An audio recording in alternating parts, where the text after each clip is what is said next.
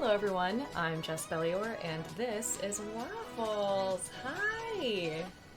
Happy Monday everybody, happy Monday.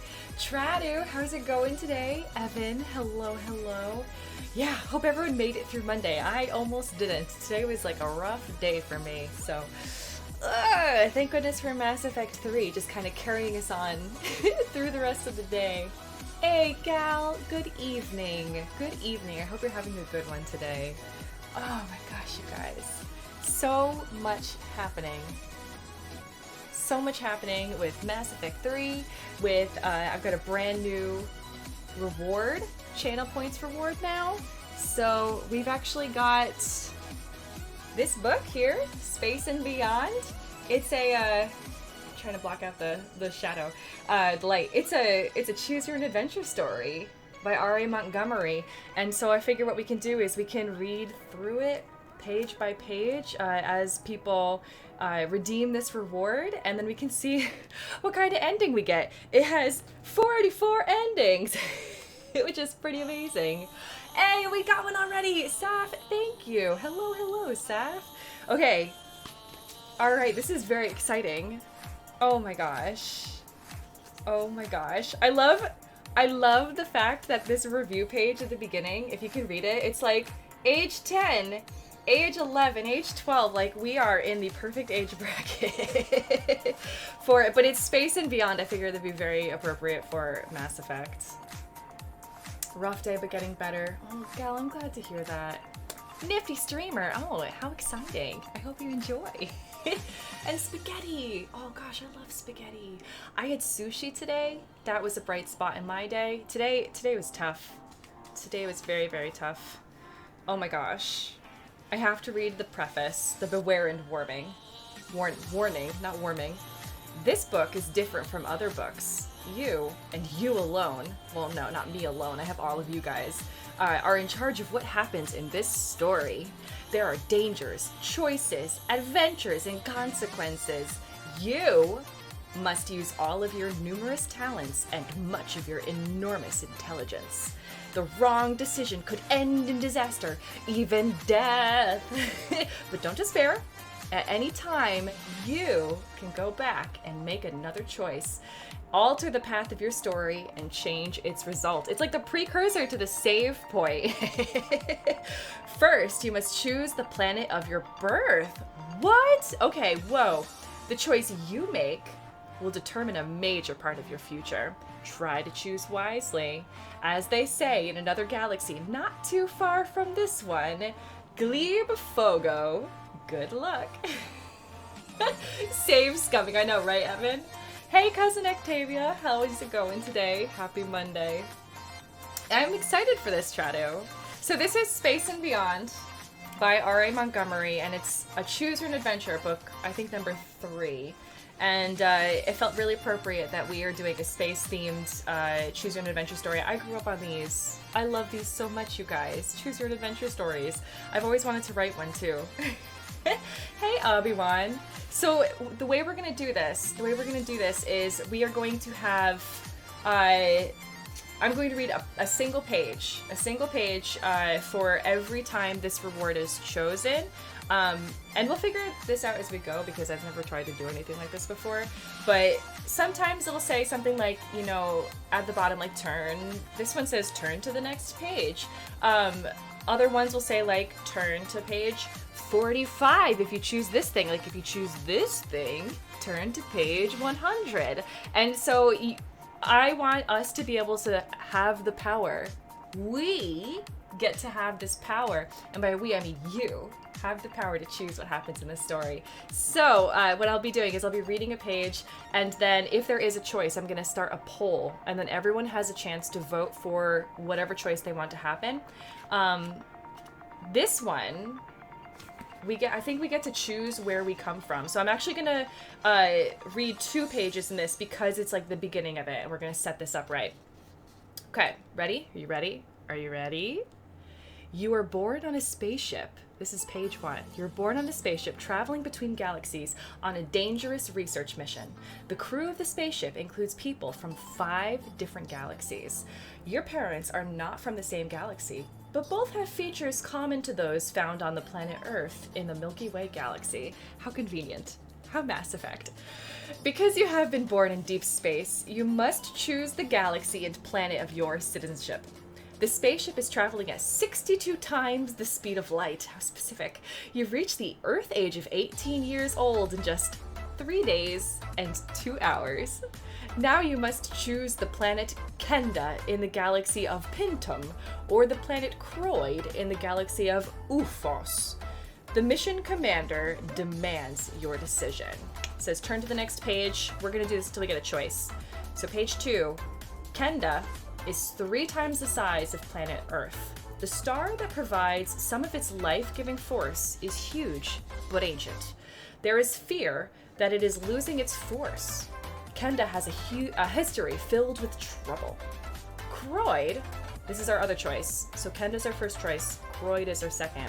Croyd is in the galaxy Ufos, far distant from the Milky Way galaxy.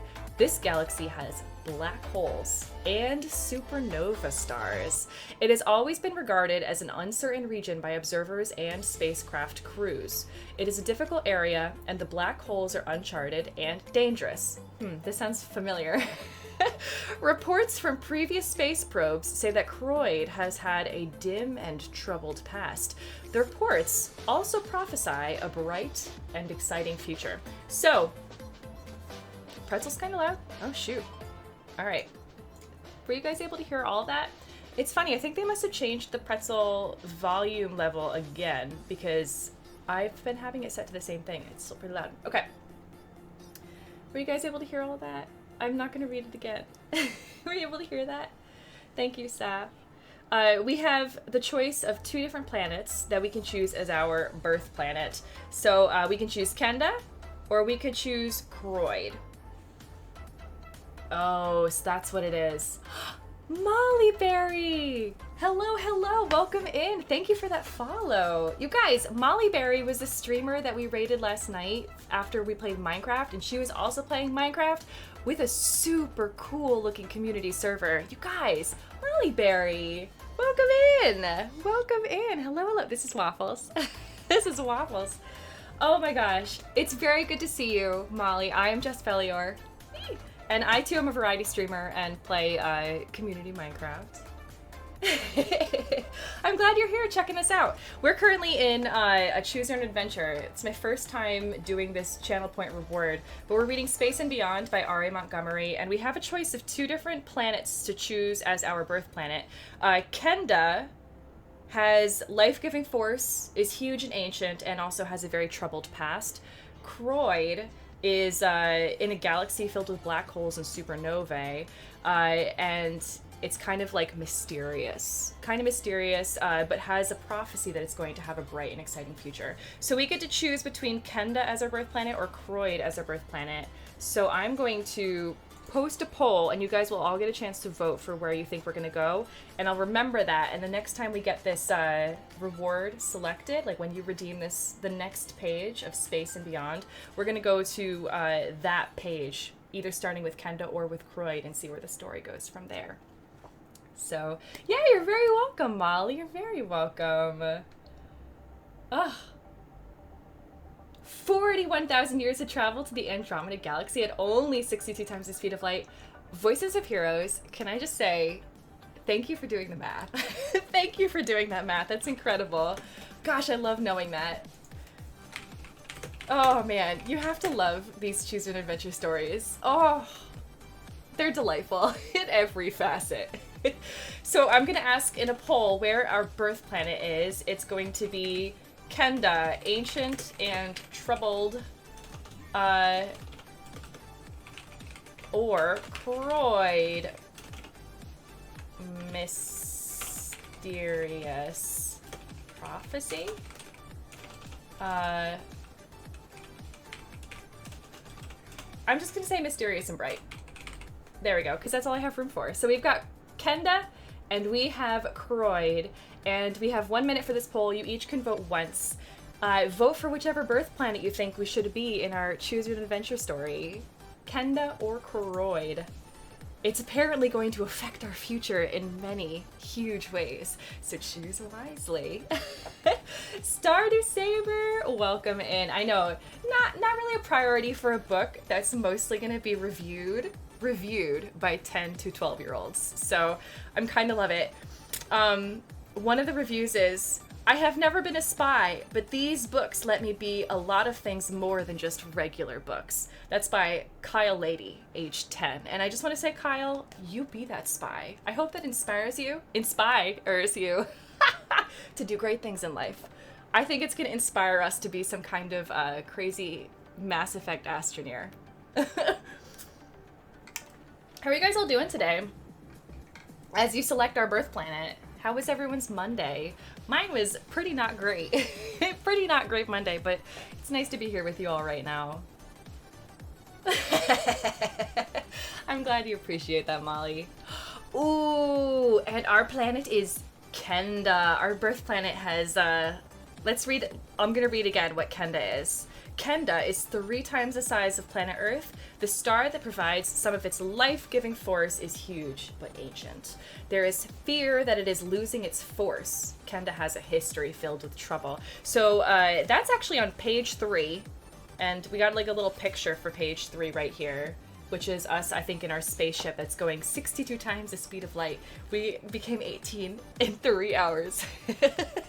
So the next time we're going to start that here on page 3, and that was our first decision. So thank you guys all for taking on this Choose an Adventure challenge. Reward challenge. Saf, thank you for redeeming that page.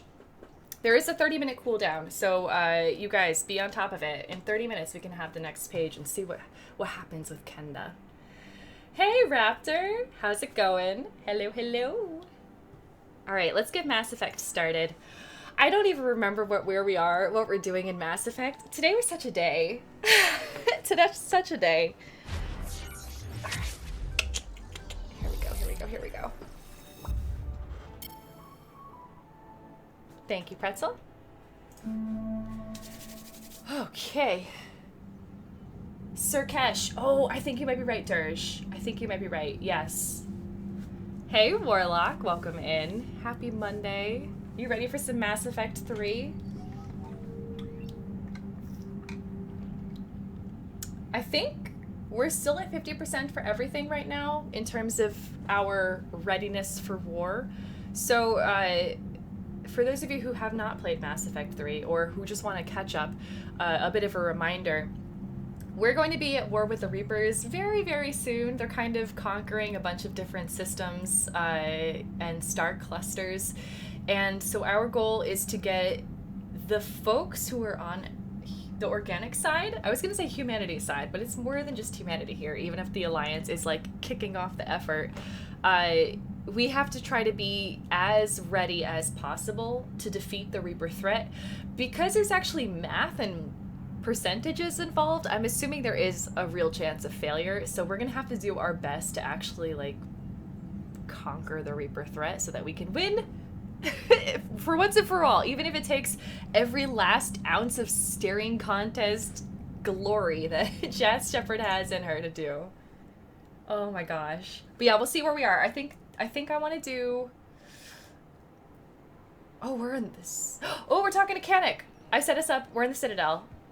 Hello, Citadel. And we're here going to talk to Kanik, first things first. But before we do that... Oh my gosh, we have so many! We have so many! Oh my gosh, side quests already. This is huge. Sirkesh is our current primary, or priority mission. But wow, we've got a lot of stuff to do here. Oh, shoot. Oh, readiness is from multiplayer. Star Saber, that's right. Thank you. War asset points. Yeah, I think war asset points, I'm still pretty 50-50, 50-50, 50 in terms of everything else. I think it's more just like my understanding of the way that this war is going to go down in terms of storytelling, but AFK for second dose. Okay, Molly, enjoy your lurk. Definitely best reason ever. Congratulations. I hope that you're not feeling like too sore or too many symptoms, but even if you are, it just means it's working. So definitely get that rest and recuperation. Thank you so much for coming in and saying hi. I hope you enjoyed the lurk. Molly Berry, everybody. Go give her a follow if you like really cool Minecraft content. Man, it was a lot of fun to hang out there last night. Thank you, Molly. War assets are like Alliance 3rd Fleet. Right. Oh, the points are modified by my readiness percent to get my effective score. Okay. I'll see if when the next time we're in the war room, maybe you guys can help me figure that out more. I guess so, Warlock, but maybe it's just like we're gonna be ready to fight back. In a way, a lot of folks I think have just been fighting their own individual battles, but we need to like start our galactic fight or whatever comes with building this weapon from the Protheans. I don't know. But wow, this is a lot of stuff. Okay, so we're currently going to talk to Canik. Hello, Canik. I don't remember you. Also, is there music? Yes. Not really. It's ambiance. Look, Commander, I don't want any trouble. I'm authorized to sell here, and all my arms are legal. See? Oh, yes. I remember now. These are lightweight weapons. Where's your top-end inventory? Ooh. Shit. You slumming for C-Sec too? I already got harassed by the old Turian with the bad attitude. We gotta get him to give us the good stuff. Yeah, I got much better stuff, but it's off the market. Galaxy's going belly up. Credit won't mean anything once the Reapers rip through. Alright, what do you mean? So what exactly are you saying? Whatever happens, I figure there'll be Mischief. survivors, but it'll be chaos. I'm betting things will run on a barter system. So I'm getting a jump. My best stock only trades for hard goods and artifacts with real value. I'm not asking. No, that's a Jazz Shepherd thing to say, I'm assuming. So what gets me access to your top shelf? Heh, Turian just waved credits in my face and spat on it. Nice to see you have flexibility. Yeah, of course. If you find any rare pieces when you're out saving the galaxy, bring them back. Then I'm happy to share my top stock with C-Sec, no problem. Outside of that, I gotta stick to my guns. I like that pun. I gotta stick to my guns. You know, stick to my guns. Love it. Love it.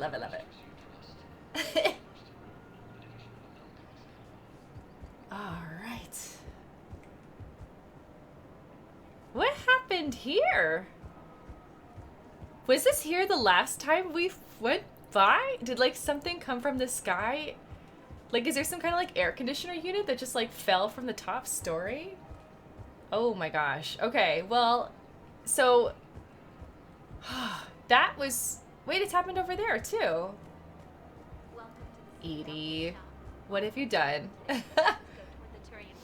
So we were talking to the C-Sec officer guy whose name I forgot because he's trying to get the blood pack? No, the Blue Suns. He's trying to get the Blue Suns to... Oh gosh, it's so complicated. Wait. How far am I in the story, Warlock? That's probably a better question. Not super far yet. We did the mission where we found Garrus. We have Garrus on our team. We have Garrus, we have Liara, we have James, we have Edie. Those are the 4 crewmates I've got. General Oraka.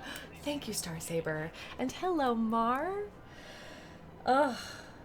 Is that Cerberus, Magoo? Ah, shoot, Cerberus. Also, Cerberus, why are you leaving these leaves everywhere? Jeez, this tree's on Cerberus' side. But it's so lovely, so we're gonna leave it here. Too lovely. Oh, we did Grissom Academy too. We met Jack. We've met Kasumi. And by met, I mean we saw them in this game. Gosh, wait, Cerberus. Oh, that was very bizarre. That was like all gun hole filled. And then we walked up closer and it was like Jas Shepard's eye staring at the wall made the wall be like, oh no, we are like not in ship-shape form. And then the wall just like fixed itself. Bam, just like that. It's like, that's the power of those eyes. That's the power. I know, right, Raptor? Self-healing. Hey, Rex. Hello, welcome in. Javik, who's Javik? Who's everybody? I don't know who anybody is here. There's those are Raka.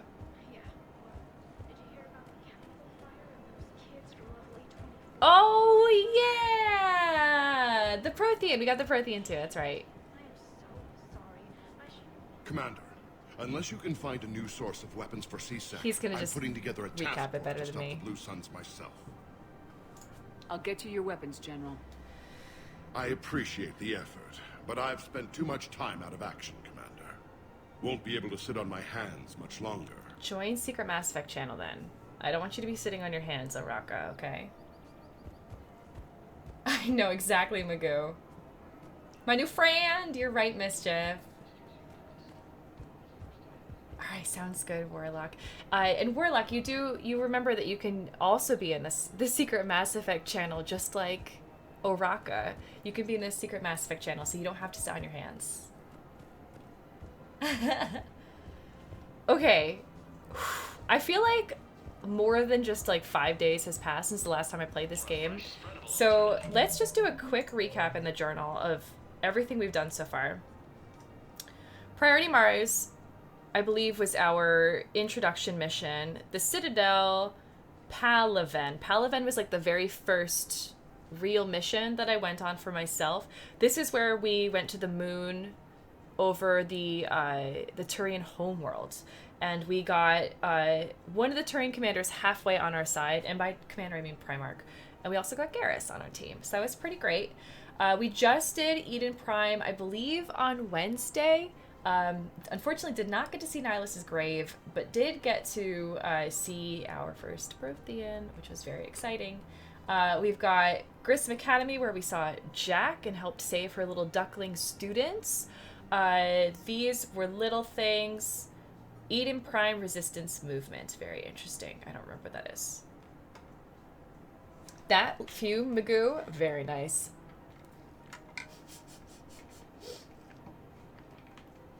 That's Mischief. I feel that. I totally feel that. I'm like reading stories too, so I have a lot of different worlds in my head, but I think it's more just like I need to spend a bit more time in Mass Effect, and then it's going to be like a switch. I'll remember every time I come back in. We've also just got a lot of like intros to things, and we haven't really seen a lot through. So most of these are just, you know, side quests that we've gotten so far, but I haven't actually gone to finish or start. Oh my gosh, love these quotes.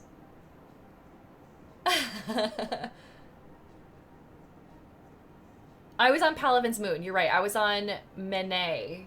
Thank you so much, Prime. Thank you. Also, thank you for that follow. That's right, Star Saber. That's right. Oh my gosh, you guys are so helpful. Thank you for helping jog my memory when these are not enough. Ooh, nice. Dragon Age Origins? Ooh, Evan, what do you think so far from this playthrough? All right, what else is Citadel? We've got to find a new formula. We have not found this alien Medigel formula yet. Heating unit stabilizers. We have not found those. Bar Levon, we have to go help his forces, or help the Shadowbrokers' forces, trapped in the Dranex system. Dr. Bryson is working on a classified project and needs help. We do have to actually see Dr. Bryson. Maybe we should do this. Maybe we should do this. So this is contact him in his lab on the Citadel. All right. Improved power grid is with schematics. We haven't gotten that. We're going to do Dr. Bryson. We're going to do it. And I know how to get there. Or I will. Mechanic. Thank goodness for the map showing points of interest. Kelly Chambers. Gotta love her. Diplomat. Steve.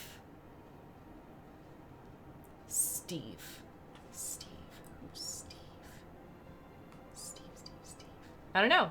Maybe Steve is Steve Bryson. We can go there. We'll go to the Normandy. We'll go to the docking bay.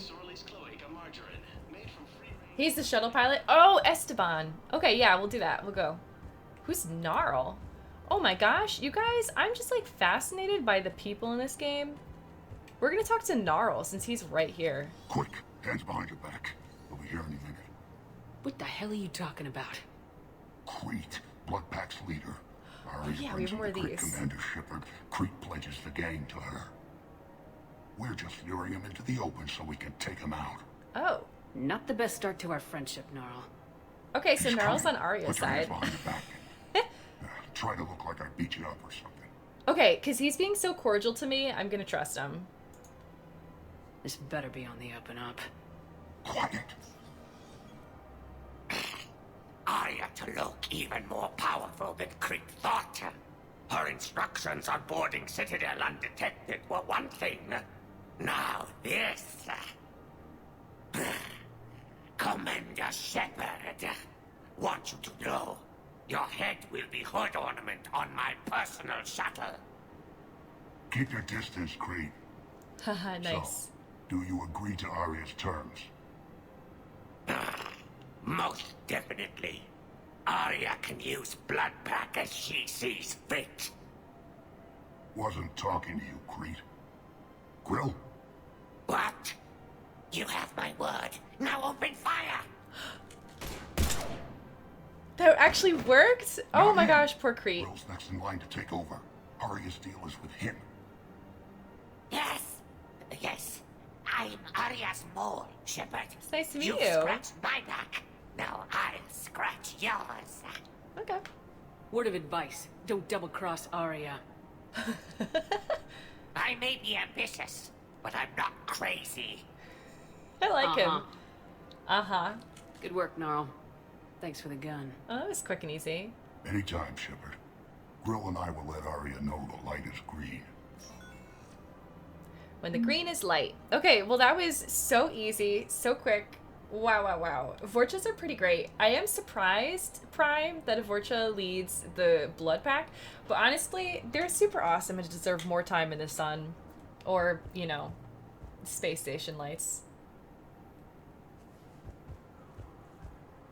I know, and considering the fact that, like, I wasn't even beat up, like, I wasn't beat up, I'm wearing my nice dress, my hair's not even unruffled, and my hands are behind my back without any kind of rope or zip tie. Like, what were they expecting when they walked in? Like, to see, like, a completely untethered Jas Shepard? I don't know, maybe it was like, oh no, you know, all of my duels are done with staring contest, and wow, Gnarl was actually able to out-stare Jas Shepard! And, like, everyone respects that. Like, that's far more weighty than her winning in a duel with, like, fisticuffs. You know what I mean? Like, staring contest, it goes, like, staring contest, thumb war, swords. Like, that's how it goes. And then I guess guns are in there somewhere, too.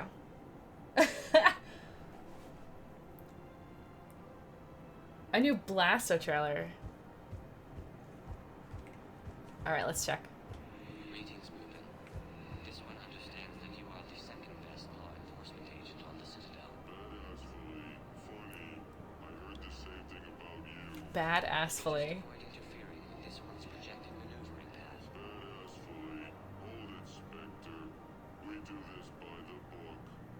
You may carry the book, while this one opens another excretion vent on the Fortune Ambassador.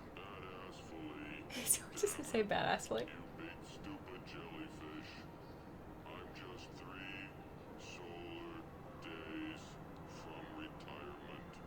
Obtain a firm grip on your reproductive anatomy.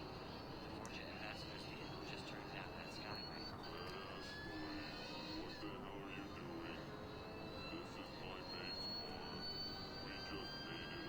It's like all the tropes. You are in charge. All the tropes. Badassfully. Badassfully. Oh my gosh, it's so good. Oh, it's so good. Alright. So that was the second of the Arya Tloke missions. I forgot about these, even though they were literally here in Arya. Arya... Blue Suns. We have to find a way to deal with Oraka, and we're choosing to do this by getting him better weapons, so he stops trying to stop the Blue Suns from taking weapons from CSEC. And then Arya also has us doing something for the... or getting the Eclipse on board, like that's what we've been charged to do. So we have to speak to Commander Bailey's assistant at the Presidium Commons CSEC station and gain the allegiance of the Eclipse band.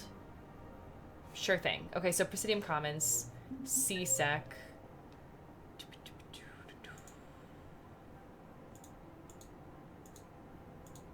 There you go. Points of interest. CSEC office, Commander Bailey. So that's Citadel embassies. So we're going to go over there next.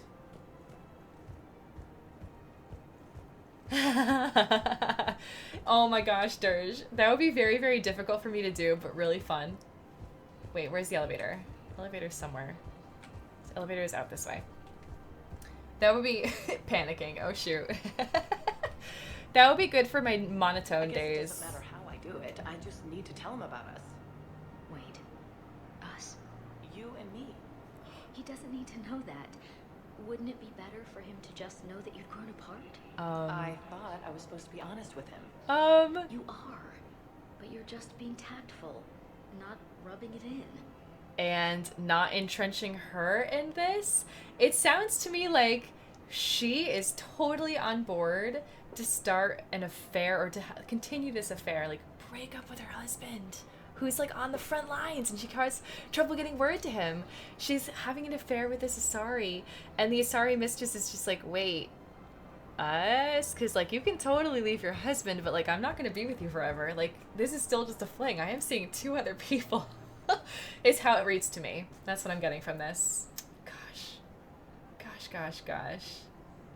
You like that idea too, Evan? I'll have to think about it.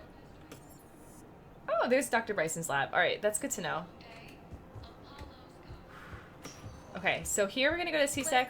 Commander Shepard, please select the destination. Citadel Embassies. We'll go to CSEC. We'll talk to Captain Bailey, and then we'll do the Dr. Bryson in his office from the rapid transit.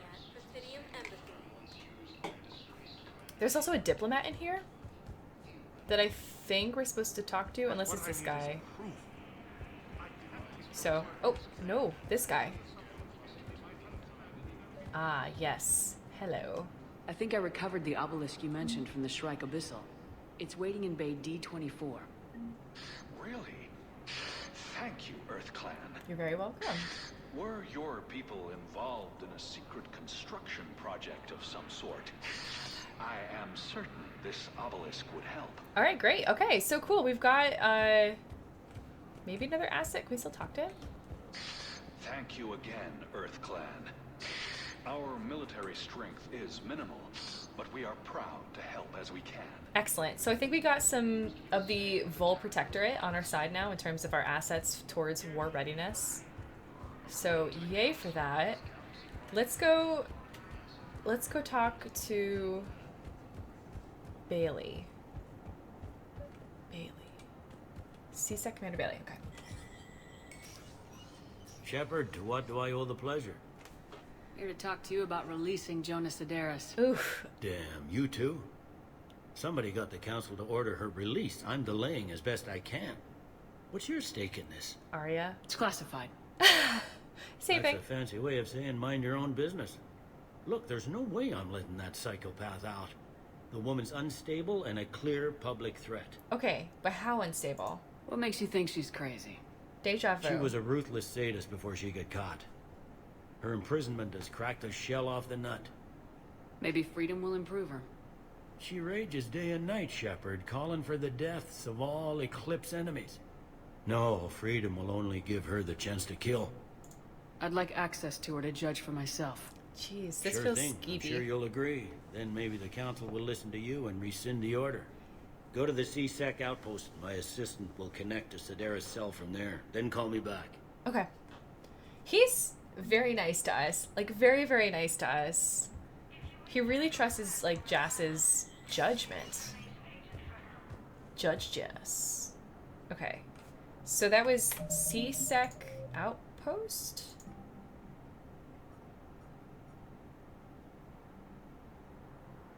So these never update in Mass Effect 3, is that correct? Right? He does, Gal, he does. Alright, well then, let's see. Udina. Steve. Alright, I think I have to go to fast transit here. Which is just fine, we'll do that. Known issue, okay. So they're supposed to update? I just thought they were never going to update and were never supposed to update. But that's fine. Is there a fast transit? There's got to be a fast transit somewhere around here.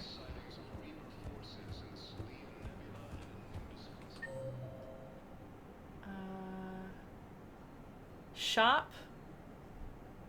Yep. Okay, we'll go to the elevator again. I know there was one, this is not the elevator. Oh my gosh. You guys, today was a day. I feel like I'm in such a fog right now. Did anyone else have like a rough Monday? Not just me, right? Oh, you don't think it's been mentioned? Interesting. I hope it does get mentioned. That'd be really great. One moment, please. I know there's a fast travel in here, so we're just going to use this one by our ship. We'll also talk to Steve while we're here. At docking bay D24. Doggy Bay! Ah, I still love that I got to hike with a dog on Saturday? Saturday. Man, that was so fun. Is Steve in here? Steve? Steve? There. Nope, that's Avina. Steve. Steve. I know. Listen, I've heard ads for a place called Sanctuary. It's supposed to be a safe haven from the war. I want you and the girls to go. What? I don't want to worry about you, okay? Okay. I'll see if I can get along. I'll send a message for Neri's birthday. I thought you were supposed to avoid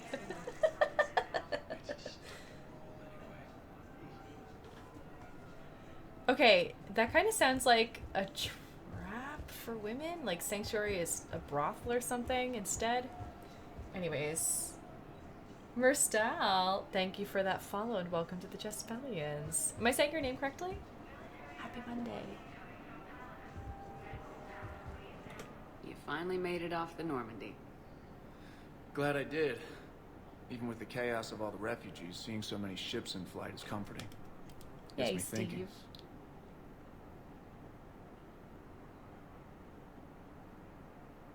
Hey, a Turian frigate. I think that's the PFS Havenkal. What's one Turian warship doing at the Citadel? Looking for dry dock, I bet. She's seen battle. Look at the waiver in her drive corps missions. Core. Lone, limping, looking for a haven. Maybe it would have been better to just go down fighting, like their families back home. Are you talking about the Turians or yourself? I should have been there. With Robert. His husband. But you weren't. You're alive. And that's a good thing. Maybe so. The lives of future generations rest on those Turian shoulders. On our shoulders. Nobody's given up. Not those Turians. Not me. Not you. If anyone can pull this all together, it's you. And I'm... Is that an Alliance cruiser? What's it doing here? That's I just the SSV interrupted Steve. London. How is that Paragon? Decommissioned years ago. Look. No guns. Refugees must have salvaged her from a shipyard. Geneva-class cruisers always had ezo cores like granite. People find a way to survive. Do whatever it takes to see another day. Gotta let go. For real this time. The refugees here put up a memorial wall. They leave mementos of lost loved ones. I was thinking maybe... What's stopping you? Nothing. I mean... Let me think about it. It's a personal decision, Steve. Like, of course, take your time. Man. L! Hello, hello. Welcome in. Lord High Researcher L. How's the research going? Tradu, yeah, today was really, really busy. Gosh. Gosh. Alright, what did you decide? Your suggestion to come out here was a good one, Commander. I needed this. Oh, good, okay. This is a really cool picture.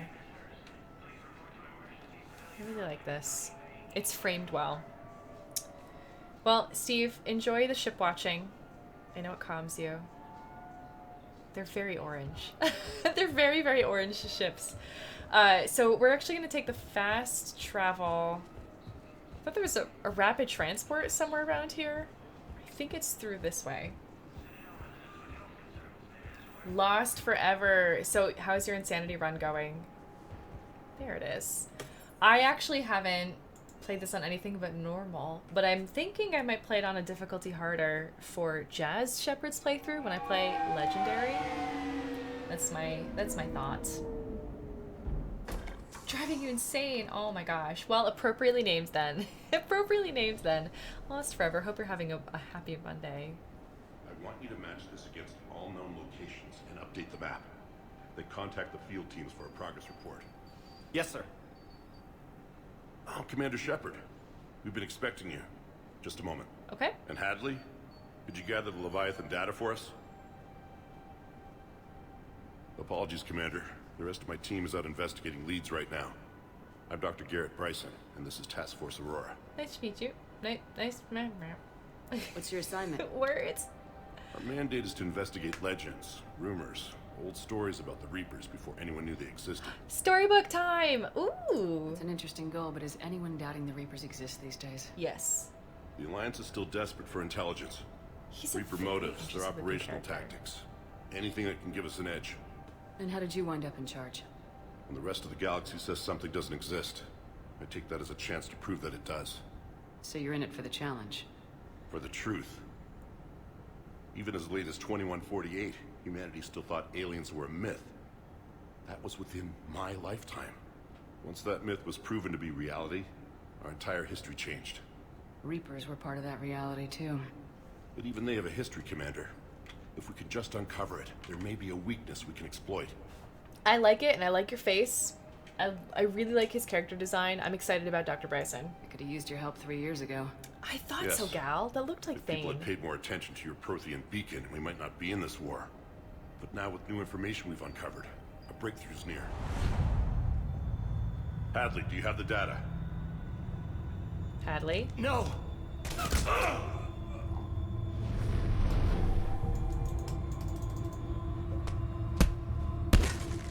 Hadley, I just said I liked him. Now. What is up with these shouldn't be characters? here.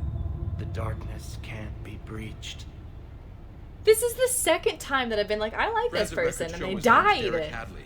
He's worked here for a couple months. Shepard, I monitored a C-Sec alert from this location.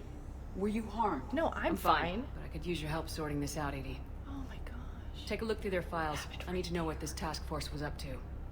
At once. What? What's happening? Oh my gosh, Hadley had no idea. Hadley is not going to be able to live with himself after this. Oh my gosh. Oh my gosh. Castle. Not anything I did. I stopped him from doing more damage, says Derek Hadley, but still. Indoctrination. It's a scary, invasive thing. You tell me. I was gathering our data when you arrived, and then it was dark. Cold. Like I was someplace else. And then? I don't know! A gun was in my hand. Dr. Bryson. There was a loud noise. That was you shooting him. I didn't do it. It wasn't me. You have to believe that. Oh my gosh, Bad Doggy, you're right. It's obviously Harbinger. So someone else pulled that trigger. Harbinger's like, we don't want another Nihilus here. Nuh-uh. Commander, this does resemble reports of indoctrination. Indoctrination? Me? What about He that says as he cracks Leviathan his Bryson neck. mentioned? How does that tie in? It's some kind of creature. Our field teams have been tracking it. Herbie. That artifact came in from our researcher, Garneau. He sent an audio log if you A want. Palantir! It's a Palantir, you guys. What's wrong? It's Sauron. Turn back. What are you talking about? The darkness cannot be breached. Damn it, get him over to the clinic. See if they can tell us what's wrong with him. Yes, ma'am. Commander, you'll want to see this. It's an outgoing message from Dr. Bryson to Admiral Hackett. Gosh, Edie's Dr. great. Bryson, you have an update? Admiral, the Leviathan of Dis that we've been investigating, I think we're really onto something. Dis? Give me the brief. Dis Leviathan? About 20 years ago, the Batarians discovered a Reaper corpse that had died in battle. They covered it up and denied it ever existed. But I'm intrigued by the larger implication. What could have killed the Reaper in the first place? Starvation. Exactly. That's the real Leviathan. It's worth pursuing. Continue your investigation and update me on the progress. Okay, wait. There is also a follow-up message from a few weeks later. Okay. Admiral, the Reapers are shadowing my field teams as if they're hunting Leviathan themselves. Whatever it is, I believe Leviathan is nothing less than a Reaper killer. Almost an apex predator. Almost. And it has them nervous. If we could just find it, imagine the impact on the war. I'm formally requesting assistance in tracking it down. What? You'll have it. This is now your top priority, Doctor. Find that thing. The enemy of my It enemy. appears we were meant to be that assistance. Okay, wait. Okay, wait. Who dis? Who? Okay, this Leviathan is apparently a mythical, aka it's never really been seen or found or documented because everyone who has come across it has now dead, and it can kill Reapers, and they think the Reapers are trying to go out hunting for this Leviathan because it's like the one threat, their one natural predator that they have, that this thing is almost an apex predator. Are they saying like it's nearly that because the only thing that can kill it is the sun? Like what? Is it like, oh gosh, I don't even know. Leviathan sounds dangerous. Anything capable of killing a Reaper could do a lot of collateral damage. Like swallow Given the planets. state of this conflict, I believe the saying, "The enemy of my enemy is my friend," may be relevant. You're reading my mind, Edie. No, unless we can find it. Bryson's assistant did say they recently received a log from their field researcher. It may yield more information. Gosh, poor Hadley. I think Hadley was overworked, and that made him more susceptible to indoctrination. Exactly, Elle.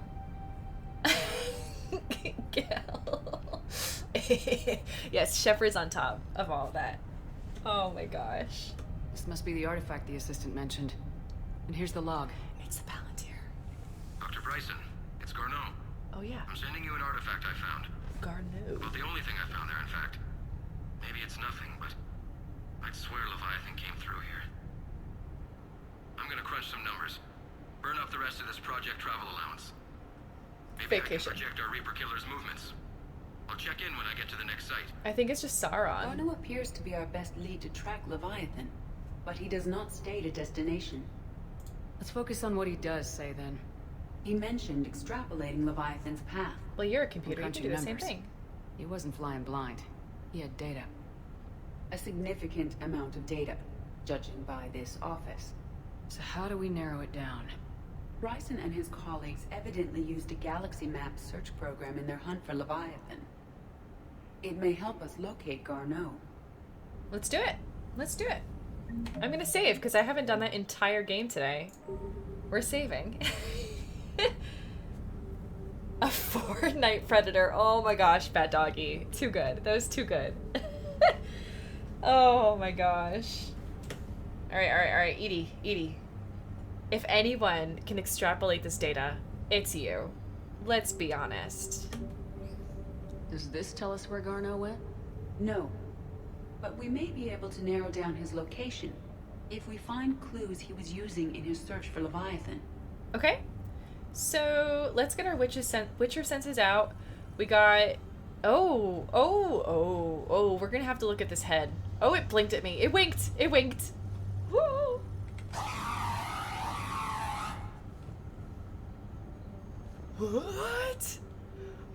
What? I'm sorry, I'm still not quite understanding what you're saying. Can you just say that one more time?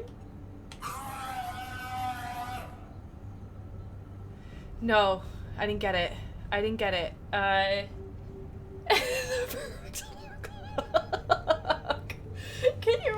Can you imagine waking to that every single morning? Ooh. These are all murders in which the accused lacked a known motive and claimed memory loss. Just like Bryson's assistant. You think Garneau was following a trail of blackout crimes? It is possible. We need to find data matching dates and locations for crimes of this nature. I think speaking to the head really confused our head. Here's the time and date chart for the crimes. Can you filter for murders where the killer claimed memory loss? Adding the search filter, you may examine the results on the Galaxy Map program. Okay. Let's see what else there is in here. Sir, this is Reapers are after Leviathan. Studying Reaper hunting patterns could be vital to finding it. That data is classified top secret, Dr. Bryson. If it falls into the wrong What is hands... his face? It won't. The data's encrypted. I'll keep the decryption key safe. Close to my heart. Close to his heart. Hell does that mean? It was literally in his heart? Does he have a pacemaker that goes at the like pace of the decryption key? I know, the tiny Bryson hologram was really cute. The Reaper fleet activity is encrypted, per Bryson's statement in the log. He said he was keeping the decryption key close to his heart. Well, maybe not his heart. Sovereign, vanguard of our destruction. How's that working out for you, big guy? Oh. Oh, I like his bones. Exactly, Evan, just best practice. Gosh, this is a huge office. He really had it made here. Really, really had it made. Trying to see what's heart about Dr. these. Bryson, per your request, I'm clearing Task Force Aurora for intercepted Batarian communications regarding the Leviathan of Dis. Commander, the Dreadnought is in custody, but the Solarians may have surveillance footage. Our ambassador will issue a full denial. Give me your preliminary analysis. Several million years old at least, and its technology outstrips anything on the Council. Okay. Excellent. Our scientists will work day and night to bring its secrets to the hegemony. One concern, Commander.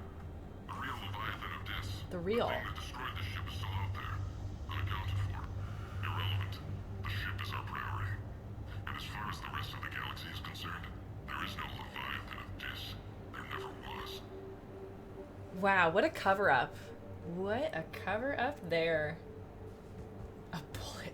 Oh no, Tersh. Oh no, too soon. Too soon. Oh man, bad doggy. By Anne Bryson, age 9. Heart. Records indicate Anne is now 28. She works for the Alliance. I think that's his heart. Bryson was keeping the encryption key close to his heart. What's closer than family? Well, take a look at that. I can use these numbers to construct a decryption key. Ooh, we don't have to contact All her. right. Let's get back to the datapad we found earlier. I like how we have, like, Edie with us and she can actually use her powers, I suppose. Edie's super, super cool. Can I just say, I like being able to walk around with her. I thought she was cool enough, like, as the ship's voice, like, as the ship. But man, she just gets cooler and cooler. Ooh, it's a Reaper. It's a nice stenograph or something of a Reaper. A good etching. This is oddly 2D right here. Gosh, I like this place. Okay, this is a museum. This is like a veritable museum in here. Loch Ness Monster? Plesiosaur. Loch Ness Monster's more interesting. Yeah, it is. Interesting and non-existent. Yeah, it is. March 7th, 2186. Hi, Bryson. I'm looking at the Rachni. Their movements during the Rachni Wars suggest alien influence. But the timing is wrong.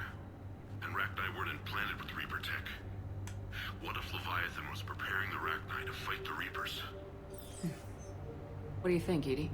It is possible that Bryson's team is using ancient Rachni fleet activity to find Leviathan. If we can find data on the movement of ancient Rachni ships, it may help us narrow our search. Cool. Oof. All right. Also, you have Tradu? Very cool. Those appear to be sightings of ships that match Rachni signatures. Can you add a cross-reference for locations of sightings? Adding this search filter to the galaxy map. Okay, great. So we've got we have 2 different search filters right now. We've got another, we have the decryption key that we should be able to use. We're gonna get this recoil system. These are rocks. Meteorite fragment, maybe? He was studying it as an object of importance. We should look more closely at a sample. Okay. Handy that it's right here. We don't have to go searching any longer for Meteorite sample with traces of element 0. Would Leviathan need Ezo? While it is not consumed as fuel during FTL travel, element 0 will decay after several centuries of active use. If Leviathan is old enough, it would need to replenish its supplies. Interesting. Okay. Can you give me a search filter for locations with element 0? And then we'll take it for ourselves. We'll take it for ourselves. Discworld? Like Discworld Warlock? Like Terry Pratchett Discworld? Because that's kind of awesome. That's awesome, Evan. I have been to Scotland myself. I went to Scotland when I was younger as part of like a traveling theater troupe, and it was so fun. We got to perform in the Fringe Festival. It was amazing. This is the Thorian, August 17th, 2185. Do you remember the Thorian? Because I certainly remember the Thorian. A lot went down with Thorian. The Thorian, a life form discovered on Pharos, provides fascinating insight into the life cycle of a truly alien species. Unlike conventionally intelligent life, it does not use mass relays. Prothean artifacts would not interest it. Commander Shepard claims that Reaper enemies cultivated life to evolve along lines they could predict, using technology the Reapers controlled. The Thorian is an exception to that rule. It evolved to use organic tools rather than conventional technology. Leviathan must be somehow similar to have survived undetected for so long. The Thorian used pain conditioning to control its victims, using them as manual labor, or even as a man would use his own hands and fingers. Commander Shepard claims that Reapers do the same thing through a different process called indoctrination. Whatever Leviathan is, it must do something similar. So we've got 3 different indoctrinating races then. We've got the Thorian, we've got the Reapers, and then we have this Leviathan of Dis. And I realize, like, right now,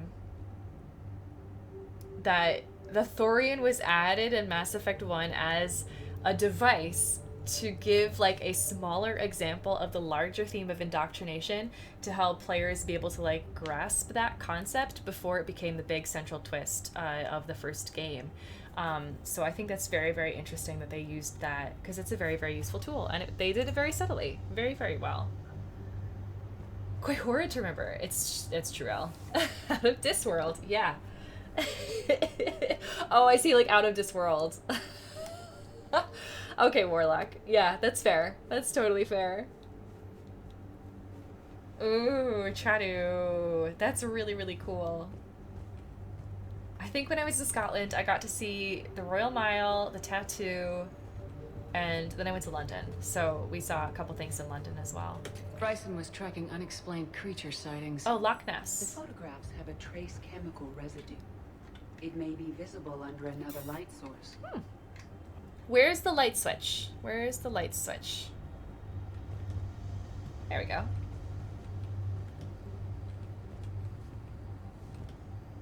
Bryson was not merely tracking sightings. He was attempting to extrapolate a course. And Garneau could have been following that course. Edie, can you add a search filter for systems along that projected path? Adding it now. I'm assuming after we've looked at everything, this required like 0 actual deductive reasoning.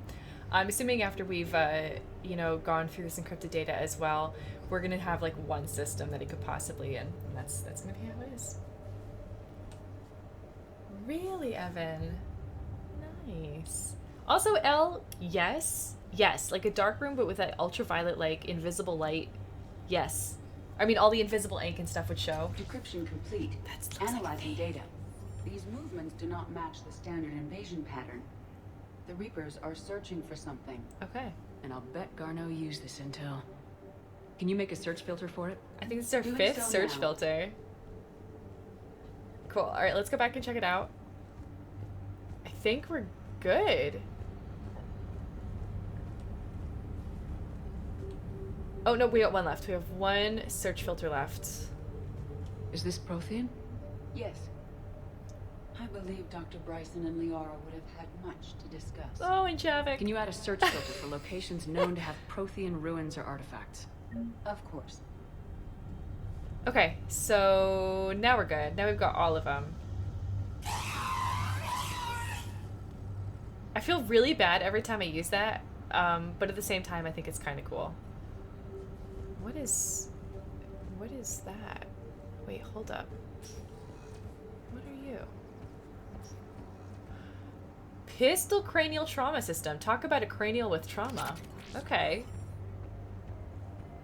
Is this how we leave? Yeah, we're just gonna leave before we actually get what we came here for. I see there's another door over here. Alright, great. Great, great, great, great.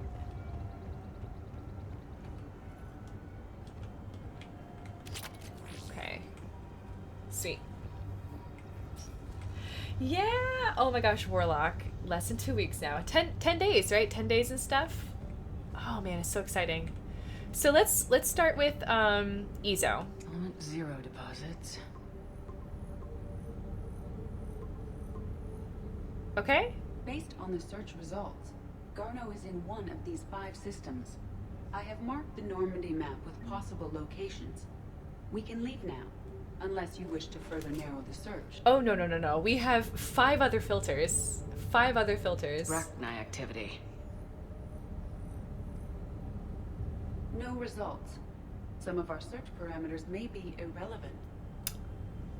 Interesting. Okay. Blackout crimes. No results. Some of our search parameters may be irrelevant. I'm thinking the Ezo is irrelevant.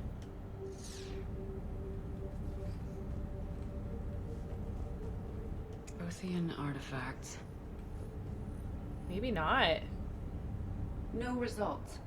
Some of our search parameters may be irrelevant. Okay, let's take away Rachni, and we'll take away the Blackout Crimes. We'll take away the Prothean activity, and then we're just going to see what the Reaper activity and the creature sightings are like. Reaper activities... Reaper activity.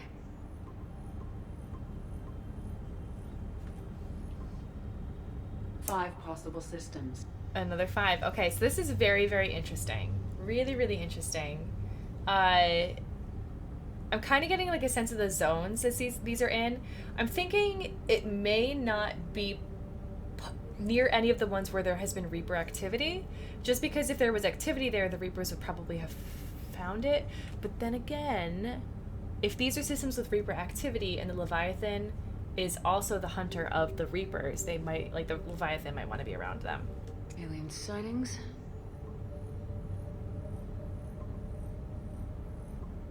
2. 3 possibilities. 3. Okay. All right. Well, let's try this with the Ezo. 0 deposits.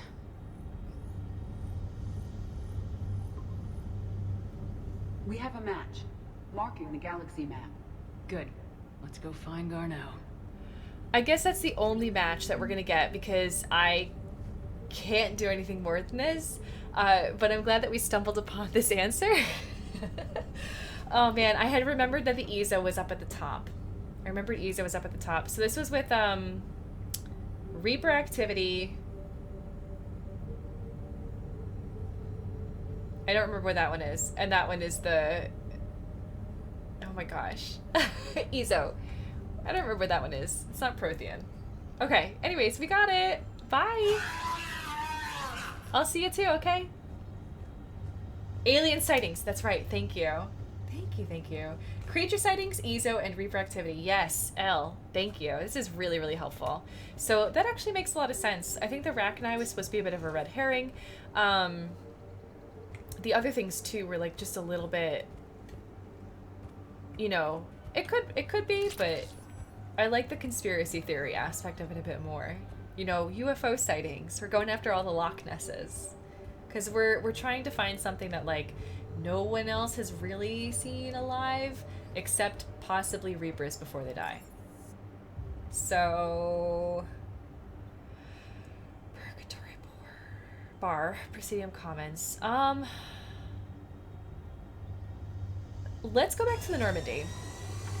Let's go to the Normandy, and then we can just kind of, like, contemplate everything from there that we've got. This is very interesting. So this Garneau might have some leads on this Leviathan of Dis. I remember Dis, I think from Mass Effect 1. I was just... Thank you, trainer. I was just gonna say, Dirge, like, I think it's time for another Choose Your Own Adventure. So let's save. This is perfect timing, Dirge. You literally read my mind. Okay. And... here we go. So, for those of you who have joined us since the last time I read this, which was at the beginning of today's stream, this is Space and Beyond, a choose-your-own adventure story by R.A. Montgomery. You can see here there's a really cool spaceship, and there's a dinosaur, which looks like a T-Rex because he's got the little arms. He's very cute. So, yeah, I'm very excited about this. We are on the 3rd page of this Choose Your Own Adventure story. Saf was the first person to redeem this reward. And so the way this works is I'm going to read a single page at a time, and we are going to make all of these choices together, which means I'm going to be, anytime there is a choice at the end of the page, I'm going to be starting a poll. And then everyone gets a chance to vote for where they want which adventure you want to choose. You get to actually choose it. So we had our first choice after we read the first page, which was, where do you want your birth planet to be? So the whole premise of Space and Beyond is that we're traveling at 62 times the speed of light. We have parents who are from different galaxies, and we have become 18 years old in about 3 hours. Because science and time. So we had to decide where we wanted our birth planet to be. Either Kenda, which was ancient and troubled, or if we wanted to start off our life on the birth planet of Croyd, which was more mysterious and had a prophecy of having a bright future. And as a whole, we chose Kenda. We chose Kenda. Exactly, Warlock. Yes. Exactly. So, I'm going to read page 3. We got this cool image of us in our spaceship, I'm presuming. And it looks like we have a choice at the end. So stay tuned and you'll be able to help us choose which page we turn to next. So Kenda is visible on the galaxy scanner. Now that you have chosen, your parents announce that Kenda is your father's home. The crew of the spaceship carefully prepares a space pod for the journey to Kenda. Seating yourself at the controls and positioning the programmed flight path, you disengage from the mothership and drift off into space. Once in space, you are propelled by gravity generators. Something is wrong. You look at the scanner and see a nebula that is not supposed to be on your course. Suddenly, the gases and particles of the nebula surround you. Your gravity generators and life support systems might fail. The radiation counter interrupts the silence of space flight with harsh bleeps and crackles a warning of dangerous radiation levels. So our choices are, you can try to return to the mothership. If you choose this, turn to page 6. If you rely on and trust your instinct to go ahead, turn to page 7. So it looks like our choices, we can either go back or we can go forward. So I'm going to set up a poll. We are right now in a little space pod, and we're traveling through a nebula, and we've got radiation off the charts right now, and we can either go back to the mothership or we can go on forward and trust our instincts. So go back, go forward. Those are our two choices. Everyone has 1 vote, and you have 1 minute to vote starting now. So good luck. Good luck. To infinity and beyond. I'm very much enjoying this. I have to start writing down the choices that we're doing so that I'm able to follow back. If we get a dead end, we can backtrack. We can save scan this, you guys. This is indeed Voices of Heroes. Yes. Apparently there are 44 endings, and they have this really cool map at the end, at the back page, where we have an opportunity to see the decision tree right here. So I like this. Ferris! Hello, welcome in, and thank you so much for this resub. 14 months. Gosh, is it weird? It feels like it was just a year, not too long ago. A big Waffles hug for you. Ferris, thank you so much for 14 months. Yay! You guys, Ferris Sphere is the one who made the most amazing screen that I use when I go on breaks and at the end of my stream. It's all the puppies playing a board game called Oh Shoot together. And our choice is almost unanimously to go forward. All right. So it says, if you rely on and trust your instinct to go ahead, turn to page 7. So let's turn to page 7. I'm going to make a quick note in the back of this like nifty little book here. It's one of those ones that has like the dotted lines. Space. And beyond. The first choice we had was Kenda, and that was on page 2. And the second choice was to go ahead, and that was on page 3.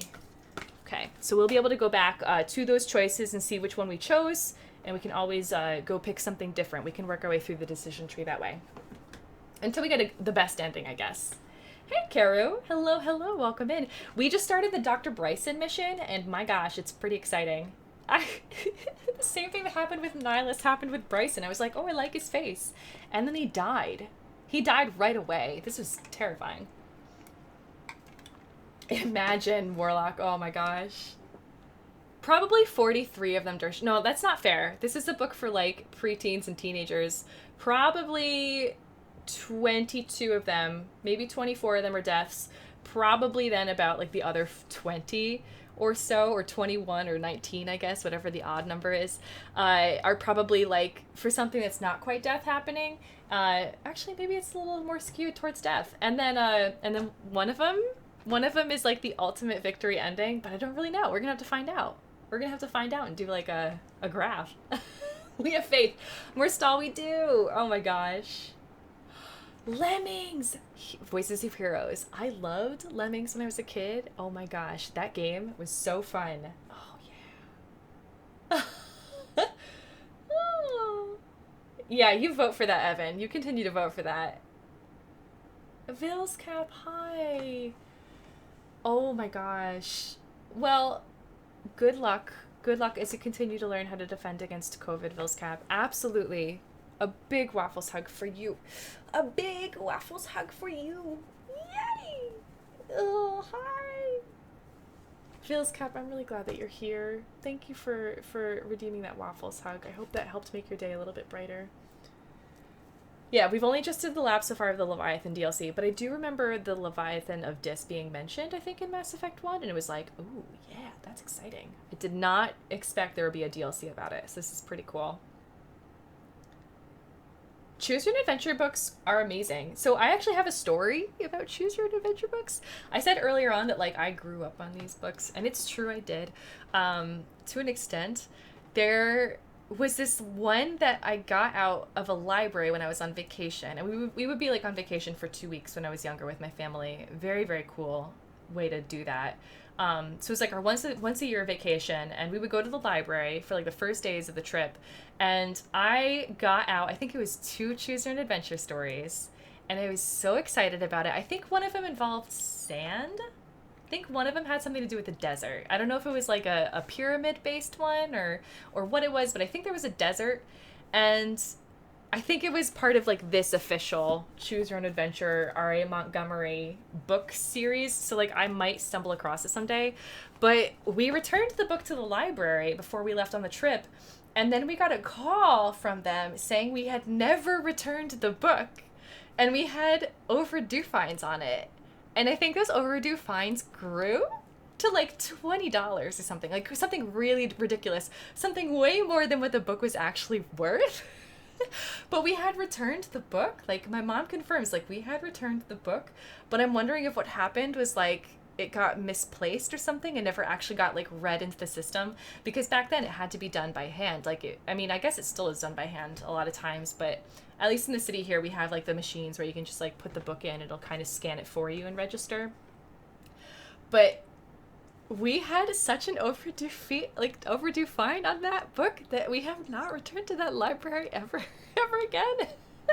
So theoretically somewhere out there, I think I owe $20 to a library, and I'm really sorry if that's your library. Oh my gosh. Gal, right? They're so good. They're so fun. I love them hardcore. I tried writing my own Choose Your Own Adventure story once, and now I just want to write a game. Like that's just how it goes. It's like the gateway to games. Seriously, Warlock? Oh, that's really awesome. I like that a lot. You know, we have some pretzel playing in here. I think this is a good time for me to go and take a break. I I'm feeling really thrilled about that Chosen Adventure story. So we are going to be seeing what's on the other end of that nebula with all the radiation. If I were younger, I don't think I would have been nearly as brazen. I probably would have chosen to turn back and missed out on a grand space adventure. But not us. Not us. We get to find out what happens after we've been very, very, very poisoned by radiation. And we make it through after trusting our instincts to whatever is on the other side. Hopefully Kenda, our brand new chosen birth planet. Oh my gosh. We'll see how it goes. We have a cooldown of half an hour on our Choose Your Own Adventure stories, and I believe I set it so that every person is only able to redeem it once per stream. So in half an hour, you guys, make sure you go and get that next page redemption, because I'm very curious to see what happens next. Maybe we die automatically. Like maybe this is the quickest death ever. It's just 3 pages and we die. We'll see how it goes. I don't know. Ferris, I love that. I love that. I still have to read the one, the choice game that you submitted for the writing prompts. I still have to read that now that my big editing project is finished for this month. So I'm very excited to see it, but I think you could totally go for it. I think for sure you've got the skills and the tech. Yeah. Yes! Oh my gosh, Gal, amazing. Alright, you guys, I'm gonna take a break. 5-minute break. I'm probably not gonna play super, super late today because, like I said, today was not the best day for me, and I still have some homework to do. So I'm probably gonna go for like another hour and a half after this, but we'll see how much of the quests we can do. I'm kind of curious to go after Garneau, so that might be a fun one. We'll see if I pursue that in 5 minutes after I get back from my break. See you then.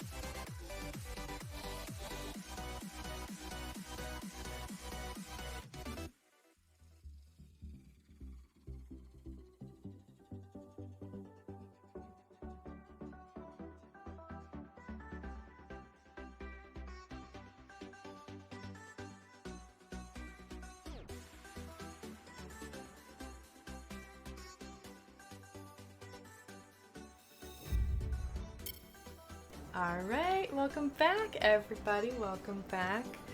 Ah, thank you, Elle. I hope you guys had a nice break, got a chance to stretch, grab something to hydrate yourselves, or maybe a snack. What's everyone's favorite snack or like go-to snack right now?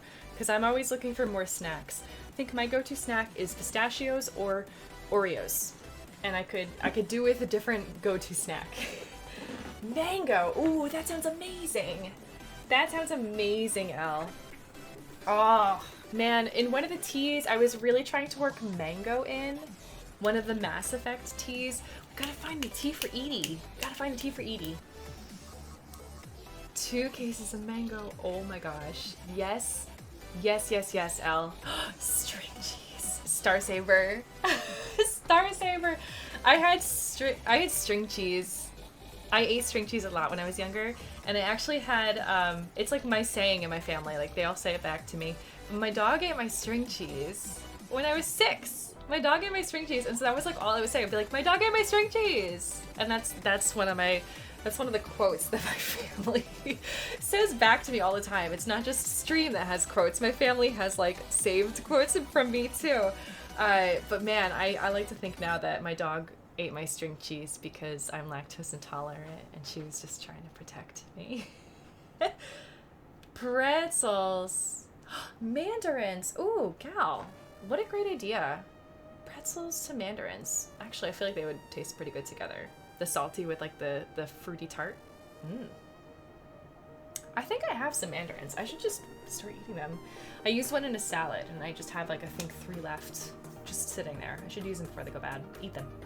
Nom nom nom nom. Good idea. Thank you, gal. Gotta love snacks. So, next in the game. So, I heard Secret Mass Effect channel is discouraging Leviathan Find Garneau quest. As I said to Saf, I think it's gonna have repercussions. Repercussions? If I were to do this now. So I'm gonna wait, probably for some time in Act 2 to do this. But we could do Kite's Nest. We could do Kite's Nest. This N7 Cerberus lab, I think, is the last of the first few quests that I have, so we could do that as well. And this Apian Crest, Banner of the First Regiment. I think any of those we could potentially do. So Apian Crest, a Turian officer needs the banner of the First Regiment to inspire his troops. Okay. Recover it from Castellus and the Apian Crest, and deliver it to him at Purgatory on the Citadel. Kite's Nest is about a Batarian refugee who needs the Pillars of Strength to improve his people's morale. Find the pillars in the Kite's Nest and return them to him at the Citadel refugee camp. I think these two are going to be a lot like Shrike Abyssal, the Prothean Obelisk was, in which case it's mostly just a scanning mission. So that should be pretty easy to do. And this N7 Cerberus lab is probably going to be more of a fighty mission, where we're going to be actually going to be able to go in and have some actual combat. Also thinking pencil, we're done.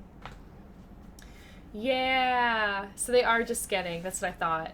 That's good. We can just knock them out, and they can be like the emails, which I have not checked today. We just got a brand new email, so we do have to check that before we go on missions. But we should start getting some of these just knocked off the list. Hello, Thunderman. Hello. Wasabi peas. I've never been big on wasabi. It burns my tongue in a way that I dislike, but oh my gosh, that actually kind of sounds pretty cool. I also like snap peas, like crisp snap peas as a snack. Snack peas. Snack peas. Today's a pun day. I feel like today's just about puns. Okay. Let's read N7 weaponry and then is this address valid? Let's do these two. This is from Lieutenant D. Eugene. Commander Shepard, your VI, Edie, put in a request to me for a handful of N7 grade weapons. Happy to oblige. I led the engineers who retrofitted the Normandy when it was turned over to the Alliance. Edie kept me company when we were overhauling the Normandy's interior. She's a beautiful ship, Commander. I'll miss working on her. I left the guns in your weapons locker. Best of luck, Lieutenant D. Eugene, Alliance Engineering Corps. Oh, I like him. If he's nice to Edie, he's good to us. But you guys, this is really important. Really, really important. Guys, what kind of tea is Edie? Or what kind of beverage is Edie? We're gonna have to... I have some inklings, I have some thoughts, but I want to know what you guys think too, because I really want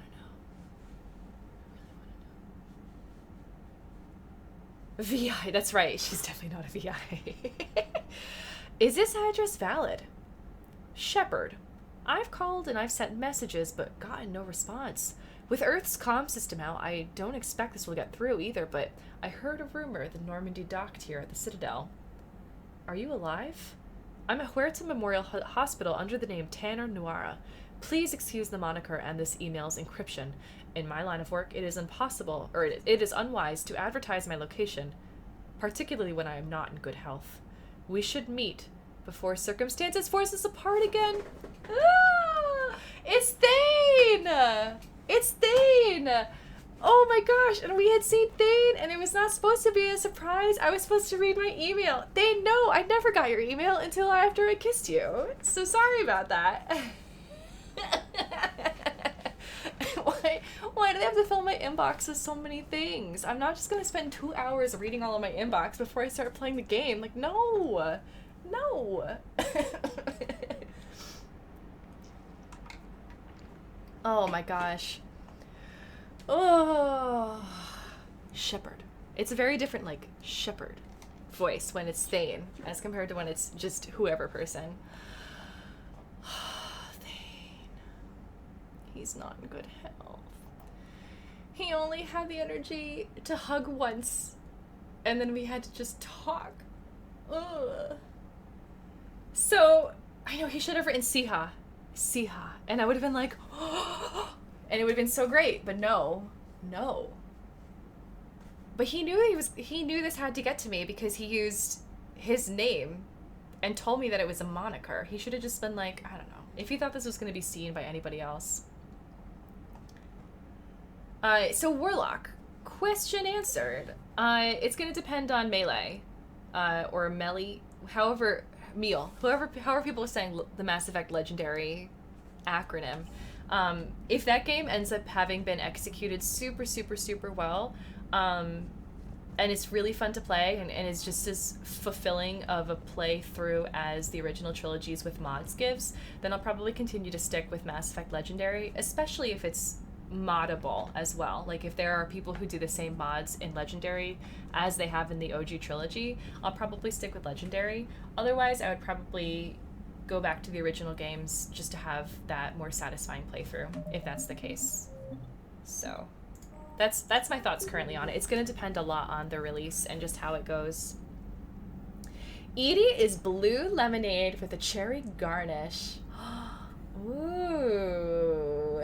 Wait, blue lemonade with a cherry garnish. That sounds a little bit like a Shirley Temple, which I've never had, but I know is blue. Like, every time I would go to a Friendly's, it's like that blue drink that kids would buy.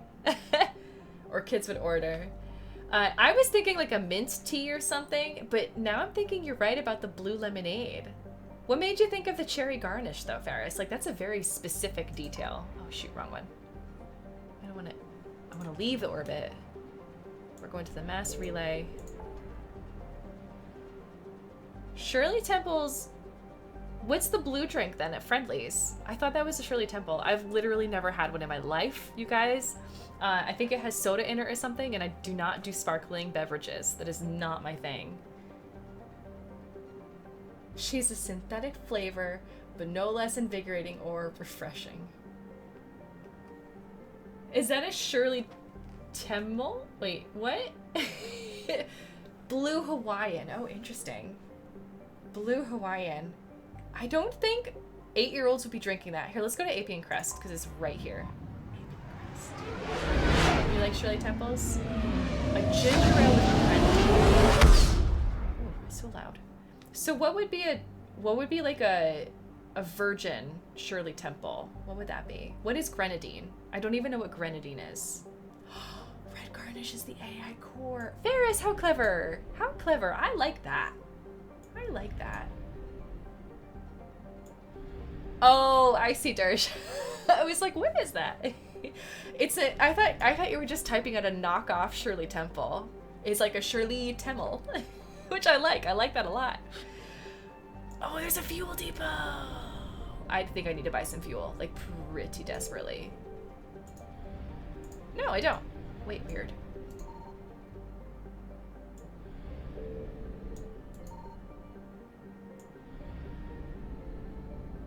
Where are you? Impera. The small planet Impera is a hothouse of helium and argon. Okay, robomining was once lucrative here. Named for Atrin Impera, the Turian Machiavelli. Yes, that's right. Her reign, regioned in the continent-spanning Nyland Empire for more than a decade. That's right. She combined citizenship tiers with a meritocracy. We read this. We were just here, I think. We were just here. Oh, I see.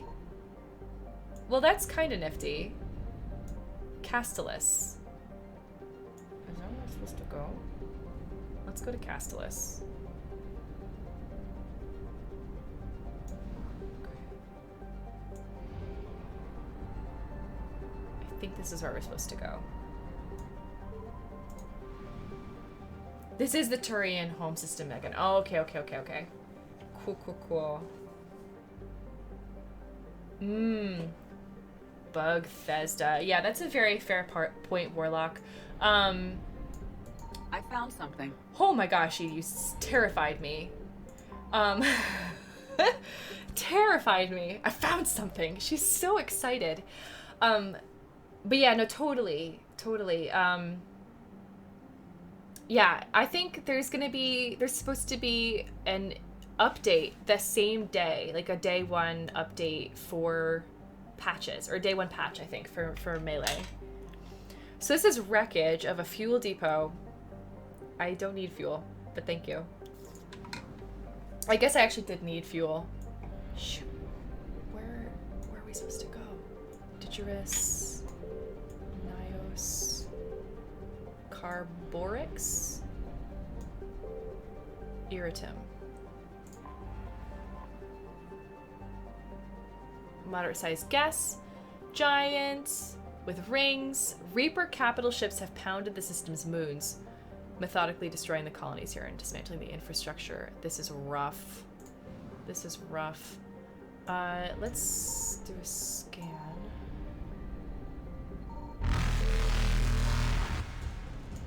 Okay. Shoot, they're like here. They are here. I am! Omar. Oh my gosh, Omar. Hello. We are on Mass Effect 3. I am being hounded by Reapers. We started this last week, so today's I think my 4th day playing it. Oh my gosh. I know, Omar. Hello. I feel the same way. I don't even know what you've been up to recently. How have you been? What have you been playing? Oh my gosh. And Nisivos, hey, how's it going? Things are going rough today. Like, besides the game, I had like a rough day, but Mass Effect 3 has been really good. We're also currently reading this Choose Your Own Adventure story together. So we have had 2 pages that we've read in Space and Beyond, but every half hour we have a channel reward point available to read the next page of the Choose Your Own Adventure story by R.A. Montgomery. I'm very excited about it. It's like Mass Effect themed because it's space. I know, right, Mara? Oh my gosh. Oh, Honest. Hello. Oh, man. They are aggressively hunting me. Maybe I'm the Leviathan of Dis.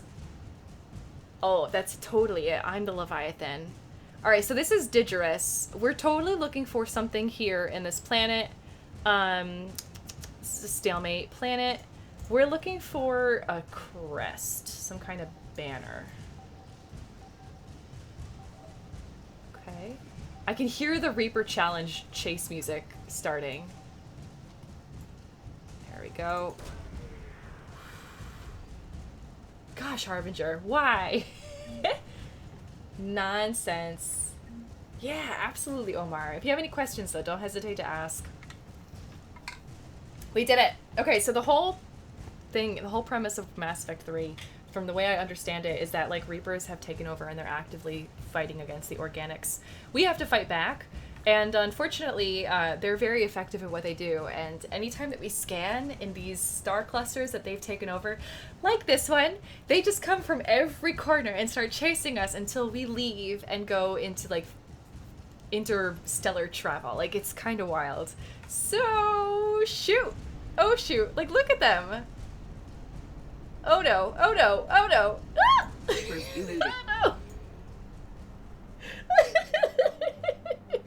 Oh, jeez, that was tough. But we found what we came here for. We got the banner. Oh my goodness. Oh my gosh. What did we do today, Honest? We started the Leviathan DLC. We went to Dr. Bryson's lab.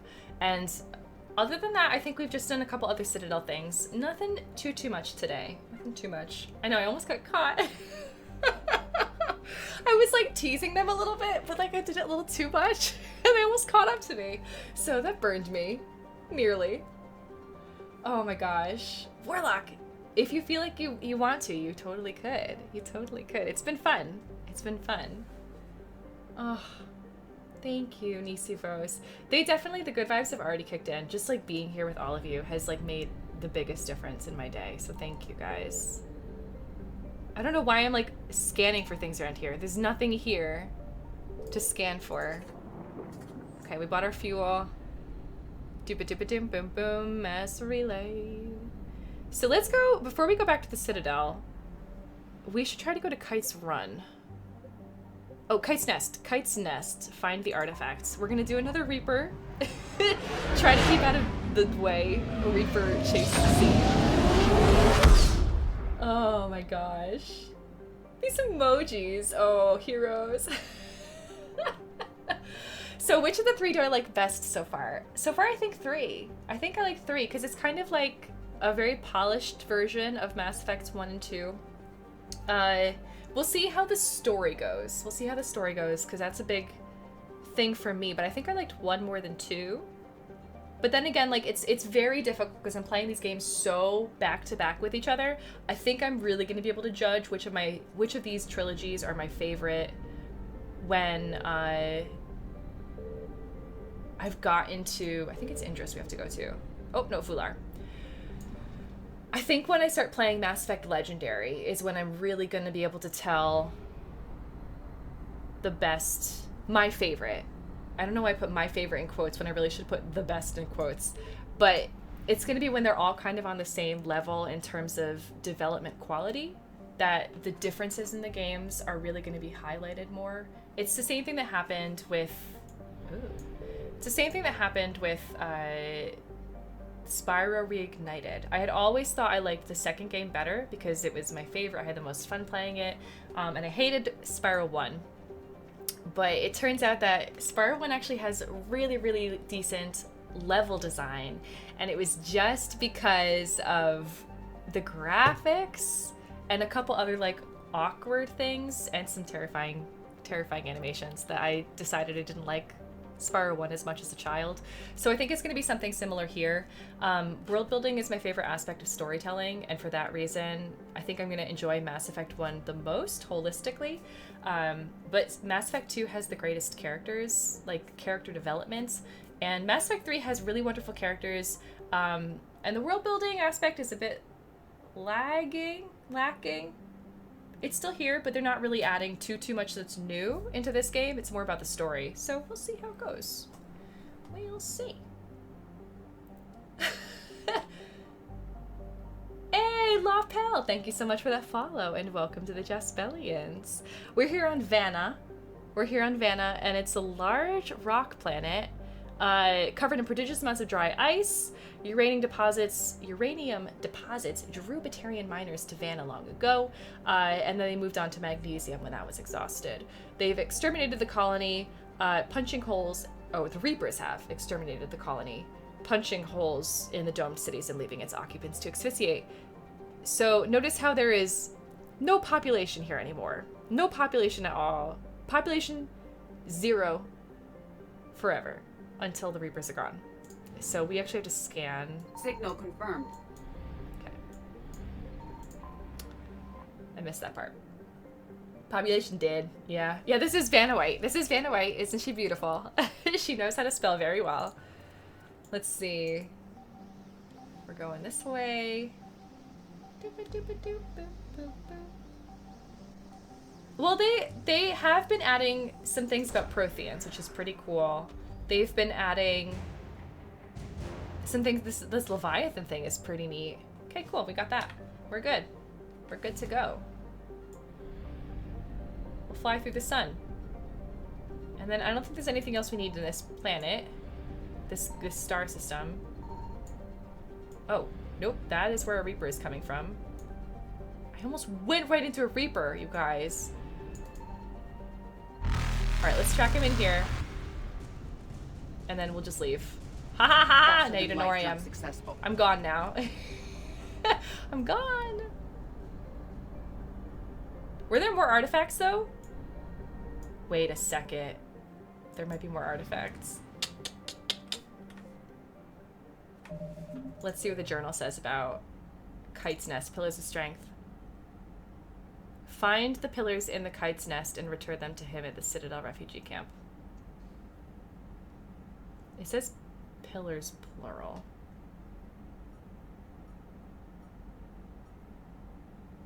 But we'll see. We'll see how it goes.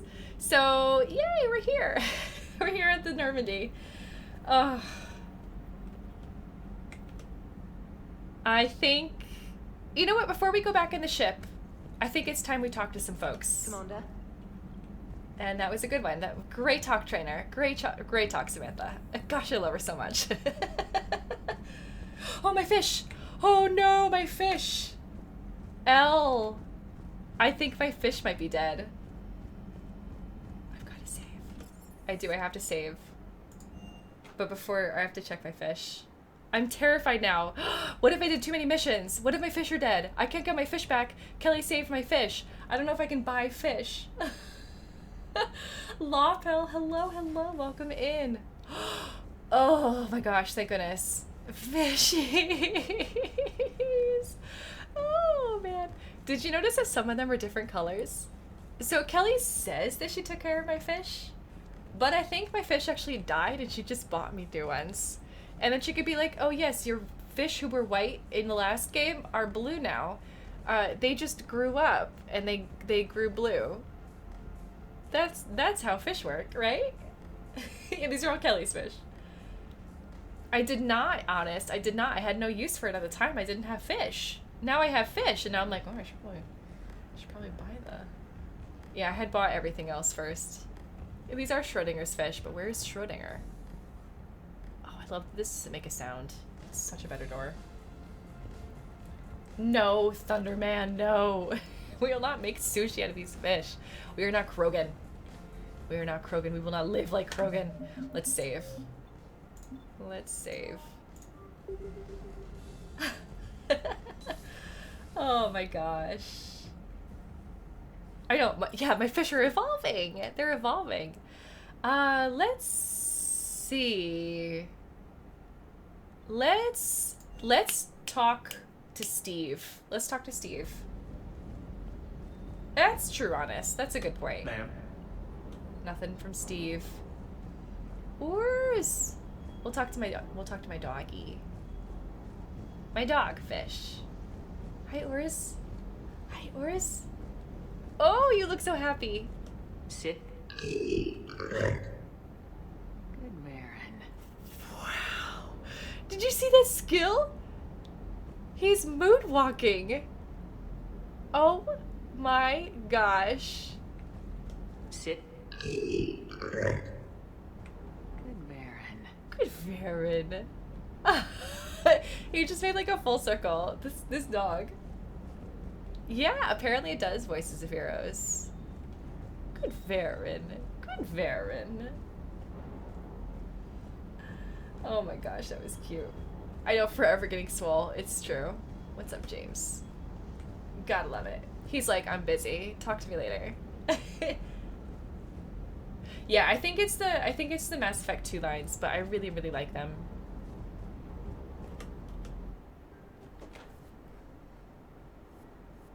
Do these matter? No. We've already done our work there. Our work there is done. Hey, Rodriguez, welcome in. Welcome in. We're doing some little side missions now. I think next I'm going to try to do the Cerberus and the Cerberus Lab mission, the one for N7, after I talk to some folks.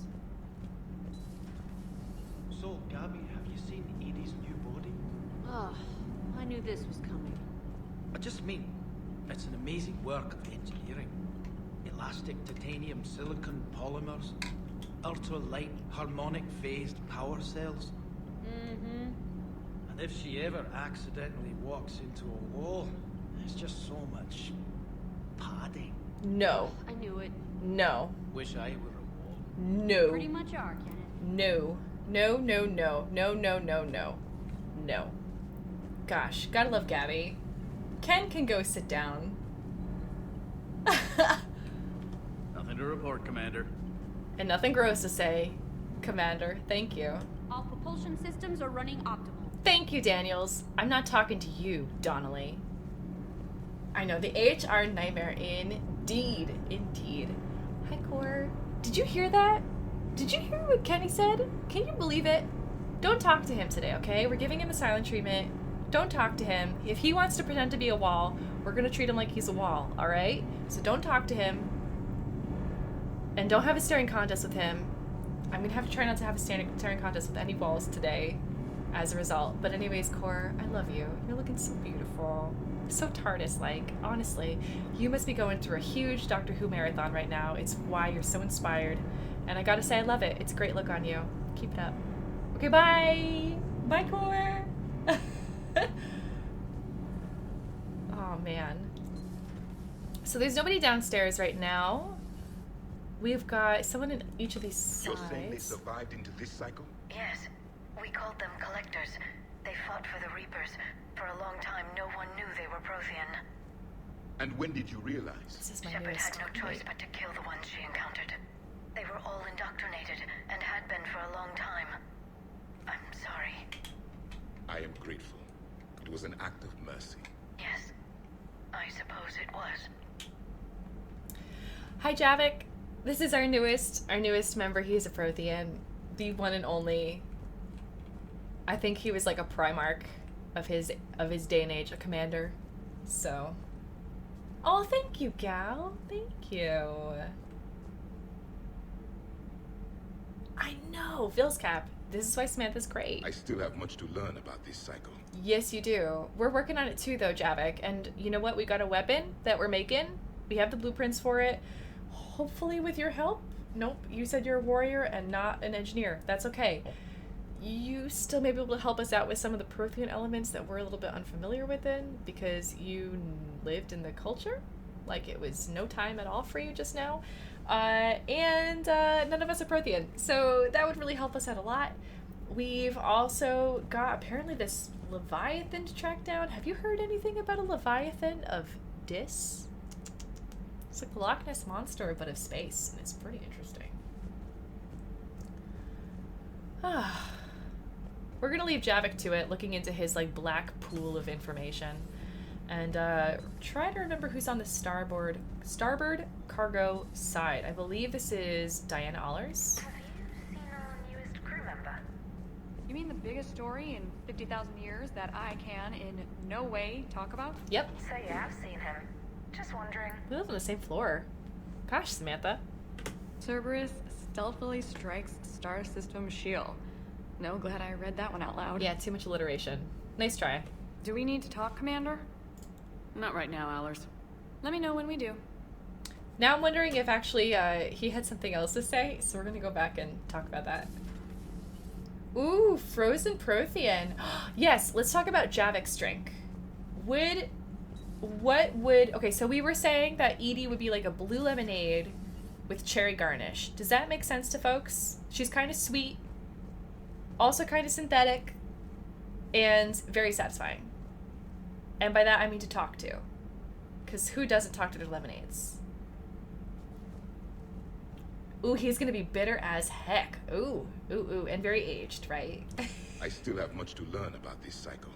I still have much to learn about He this literally has nothing else to say. So, black coffee with extra grounds. Okay. I could also see him being like a chocolate drink, but like a not sweet chocolate. Like he is a not sweet chocolate. Ooh, Turkish coffee. Has to have rum in it. You guys are saying he's a rum. Javik is a rum Prothean. What's giving you the rum vibes? I personally don't drink, so like alcoholic beverages, like I don't really have a grasp on a lot of those characteristics. I'm much more familiar with teas and coffees and lemonade and iced tea. That's like tea. Really, heroes? Nice. I know, that's Javik's calibrating. It's calibrations. Oh, it's such a good accent. It's so good. No one ever talks in here. This place is turned into like a study place. Study parlor. Ooh, bitter aged and traditional, but with a tang of honey. Ooh. Ooh, I like the sound of that, Elle.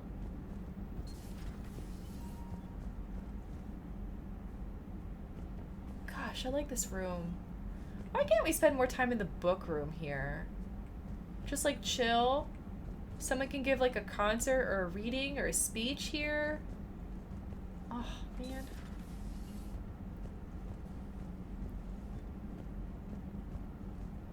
I don't know. I'm excited about this, you guys. We'll also James. We need to have a drink for James. Speaking of drinks, can I not pour myself endless drinks? What is wrong with this bar? Jeez. Hot chocolate. Oh, yes. Sorry about this, Warlock. So,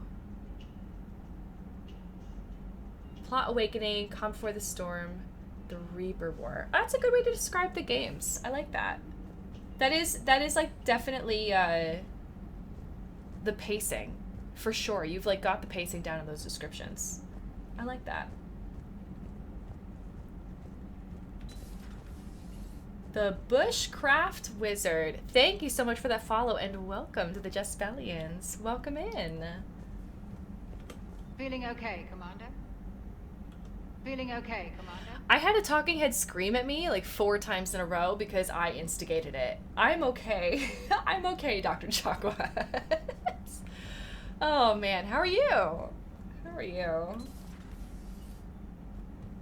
That's a good point, Gal. I probably do, but I am on the clock now. I'm on the clock. Yeah, I guess Cerberus really let us have our way around the ship, like do whatever we wanted. Evan, choose your own adventure. Okay, I'm very excited for this. Before we go chat with Garrus, we are going to save, and then, thank goodness our fish are alive, and we are going to read the next page of our Choose Your Own Adventure story. Oop, that's the wrong thing. There we go. I was thinking protein shake too, Bad Doggy, or like some kind of protein supplement drink. Protein shake makes sense. Oh my gosh. All right, so this is our Choose Your Own Adventure story, Space and Beyond. Wow, by R.A. Montgomery. You can see we got dinosaurs and spaceships in here. So this book has literally everything. It's got everything, including science. But we have read 2 pages so far of this. The first page, it was telling us that we are on a ship traveling 62 times the speed limit, and we came of age in about 3 hours. We went from being born to 18 in about 3 hours and like 42 seconds or something. And we had to choose our birth planet. And the birth planet, it seems, was a choice between one of our birth parents' planets. And we chose Kenda, which was the ancient and troubled planet. It's the planet with a past that our father was born on. And so they put us, collective us, in this one 18-year-old body onto a little pod ship and sent us on a trajectory down over to Kenda, our new birth planet. And along the way, a nebula that was not supposed to be there, all of a sudden, we're in the midst of it. And we've got alarms blaring telling us that we are in radiation poisoning overhaul. And we had a choice of whether we were going to turn back around and go back to the mothership, or if we were going to trust our instincts and push on ahead, and we chose to push on ahead. So now we are reading, I think it's page 7? Page 7, let's see. What did it say? If you rely on and trust your instinct to go ahead, turn to page 7. Okay, so we have page 7 right here. This one also has a choice. At the end of this page, listen closely, because there is going to be a poll, and you're going to have to choose one of the two options of where we should go next. Choose your own adventure. Choose your own adventure. Sounds good, Warlock. Enjoy your dinner. Exactly, Darish. Okay, so let's see. Page 7. Heavy meteor showers interfere with your complex navigation system. The interference is so intense that all communication systems fail. You hurtle through space, looking out through the portholes, amazed at the sights about you. But your space pod begins to tumble, and the world spins in a maze of colors and shapes. Your speed is so great that you should get through the shower soon, perhaps even soon enough to correct the navigational problems. On the other hand, maybe it is dangerous to rely on chance to get you out of this fix. Wouldn't it be better and safer to radio for help? The laser radio will probably get through. So those are our two options. If you wait and hope to get through the shower, or if you decide to radio for help. So one of them is based on luck and hope, and the other one is us using a laser radio. So I'm going to say the choice is going to be between luck, and it's going to be between laser radio. Exactly. Oh my gosh. So we have repercussions. I mean, these have actual repercussions. There's 44 endings in this book, and this book is not that long. So, like, chances are any one of these choices could lead to our death, our imminent doom. What do we do?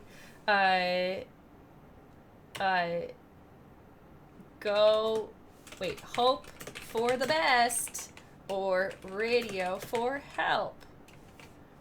Everybody has one vote, and you have 1 minute to make this choice. What do we do? Are we going to rely on luck, make it through the shower, and hope for the best? Or are we going to rely on our skills and use the laser radio to try to find some help? So go ahead and vote now. We lay down and expire. Exactly. Shower radio. I like that. You can sing. That's nice. Laser radio is sus as heck. I feel like that's just because we're playing Mass Effect, and every time you scan, Reapers come out. Like, that's just what that's like. But then again, this book might be the precursor to Mass Effect. You never know. Like, there might be Reapers in here, and they're waiting for you. Either in the nebula we're currently in, or at the other end of that laser radio. I don't know. Where are the Reapers? Oh my gosh. So you guys are able to vote using the poll. And then, we'll find out what it is. I'm going to add our choice to the book. This is our current choice poll, if you can read that.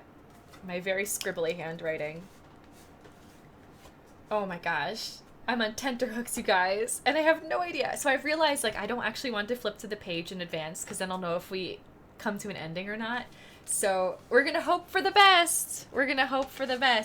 Okay. Wow. If you wait and hope to get through the shower, turn to page 15. So we'll be reading page 15 next time. That's a hope and a 15. Oh my gosh. We have a cooldown of 30 minutes on this Choose Your Own Adventure story. So in 30 minutes, which I should still be here, one of you can redeem another page of our Choose Your Own Adventure story, and then we can see what happens now that we've hoped that we could make it through the shower. Oh man, that's a very good point, Star Saber. And I don't think there's anything more directional than laser. Like, laser is probably the most directional, if I'm understanding lasers correctly. Oh man, it's like they forgot comms are down. Oh no. Oh no. Oh, we'll see how it goes.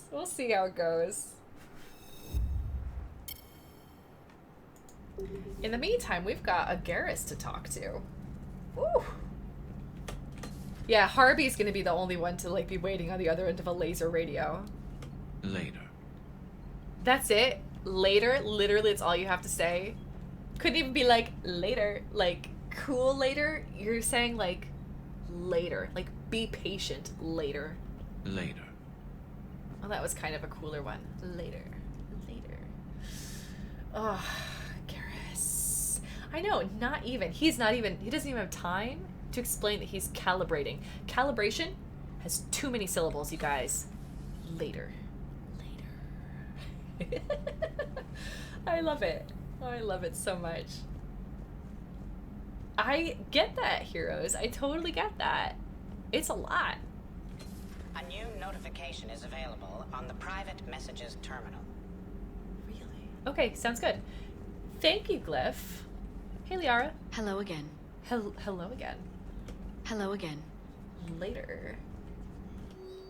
Ooh, okay, cool. That's a very good point, Caro. I wanted to see where everyone was at, and everyone is like, later. We got these Prothean notes, 2186, entry 1. The thing this Prothean must have seen. If they had the technology to preserve someone for over 50,000 years, no wonder they were capable of building things like the device on Mars. I must give him time to get his bearings, but goddess, when will we get another chance to learn so much about their civilization? Woo! We got a call between Kasumi Goto and Professor S. Olausen. Kasumi says, "Hi, Professor. You know that one-of-a-kind point-to-point comm server you were talking about the other day?" Olausen says, "Do you have any information on its whereabouts?" "I've got something better. Check your front door." But this server is locked in a Cerberus facility. I thought it said Cerberus. Cerberus facility. Not anymore. This will be valuable for the Crucible. Thank you, Miss Goto. You're the brilliant astrophysicist, Prof. Prof? I don't know if I can see Kasumi saying prof, but I like it. I'm just a tech expert doing some odd jobs. By the way, you would not believe how many credits Cerberus leaves just lying around in the open.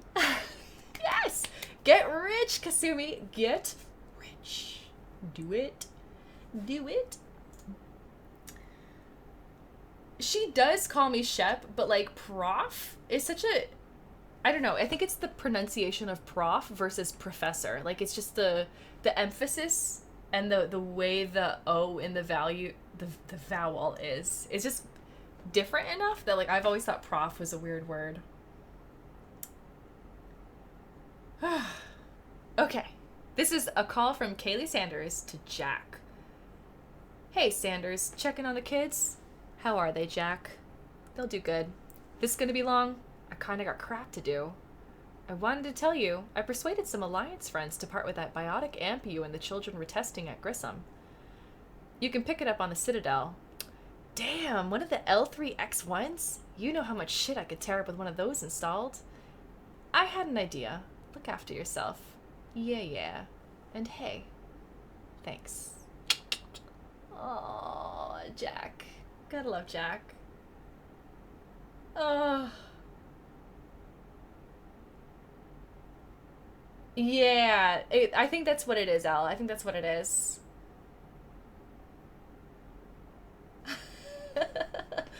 Nice, Tradu. So here's an email from Kaylee Sanders to David Anderson. Okay. "David, you won't get this for a while unless you find an extranet connection working on Earth. I've made it out to this weapon we're building. The device isn't even halfway complete, and it's the most breathtakingly complicated piece of technology I've ever seen. I wish you could see this thing we're creating. It gives me hope. Take care, for my sake." Kaylee and David. Honestly, don't even remember who Kaylee is. My bad. Alright, what is this glyph? Nothing. Okay. Oh, L. Kaylee and Jack? Is that what you're saying? Are you saying you ship them? Okay. She is... Okay, if I'm remembering correctly, she is pretty great.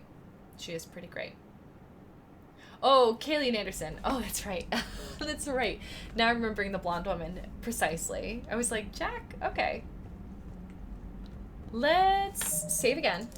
And then we are going to go and do the Cerberus lab. The N7 quest. She was a Jack's boss who has history. That's right, because Anderson was like, I think she had said to Anderson, like, stay alive or something. And he's like, oh yeah, it's on. Where are we? Okay, let's go to the mass relay, and we're going to go back to the Cerberus lab. Cerberus N7. Citadel. Meet with diplomats. Scan for Dr. Garneau. Cerberus lag. Okay, lab. Oh my gosh! Wait, it's a Cerberus lab! It's a 3-headed Labrador Retriever. You guys, this is the greatest thing ever. Why is everyone so afraid of the Cerberus lab? Just because it has 3 heads? I do not have enough fuel to get there. What am I supposed to do? What am I supposed to do? Is there fuel here? Is there fuel? I'm actually kind of curious to find out what happens if I run out of fuel. Like, do I have to be rescued? I don't know, but I'm gonna find out. We're gonna find out. All right, let's see if we can make it over to Decorus.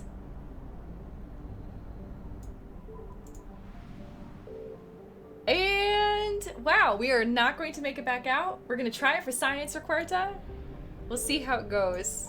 I found something. What is it, Edie? Wreckage. 350 units of fuel. They were not going to leave me hanging. We have enough to get back. We have enough to get back.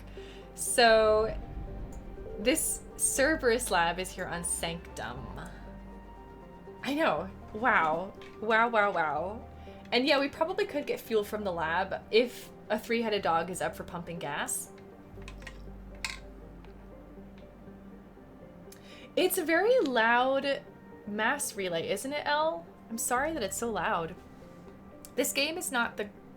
It doesn't have, like, the best audio balancing, and it's probably what I'm doing with it, but... Oof. Yeah, it's loud. Sanctum is proof of the old spacer adage. Just because it's a garden world doesn't mean it's a picnic. Freezing ice storms cover the poles and temperate zones, leaving a narrow strip of habitable land at the equator. Dry but windy, this area is home to Sanctum's minimal terrestrial plant life. The planet has yet to develop land-based animals, though invertebrates grow quite large in its pelagic seas. Mining, referred to as ice cracking, at anywhere but the equator, is a common employment on Sanctum. The planet is rich in platinum and palladium deposits, as well as boron, which is locally used in semiconductor doping. Travel advisory: carbon dioxide levels on Sanctum can reach 5,000 parts per million during thermal inversions. Travelers should carry a breath mask at all times and consult the Sanctum World Weather Service for warnings.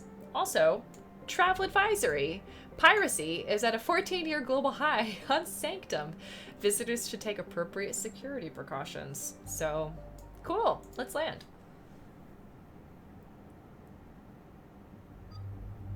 We could do that, bad doggy, yeah. The poor pirates, I guess. It really does, Elle. It really, really does. Who. We're doing Cerberus stuff. Kind of inclined to bring Javik. Gosh, I'm liking his outfits. And Edie. I'm inclined to bring Javik and Edie. James and Javik, triple J, James and Javik. Edie's stance is very, very sassy. It's true. It's true. I want to bring Javik because this is our first time having him out here on a run, on a mission. So we're going to select Javik, and it's such stellar armor. I love it. And I think I want to bring Edie. Caesar pink.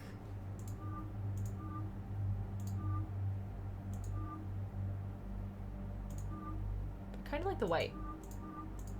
We're gonna bring Cerberus white with us, and then maybe Edie will like come across as Cerberus. We'll see how this goes. All right.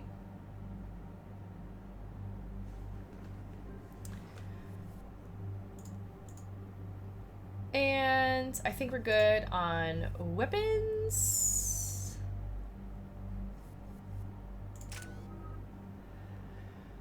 We have so many points for powers. Like, I still don't feel like I need any of these at all, but I guess we'll do fitness. Increases melee damage bonus by 30, increase health bonus and barrier. We're gonna do durability as compared to melee, so we're gonna upgrade that. And then we have a choice of, wow, this is wild. Okay. I can't wait till these are all done for all of the squad mates that we're gonna have. So I don't have to continue to do this. So we talked about Javik being something aged, right? You guys were talking about something with rum for him. Very aged, dark, brooding drink.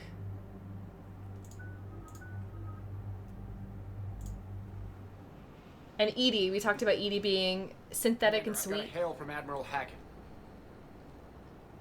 Put him through, Lieutenant.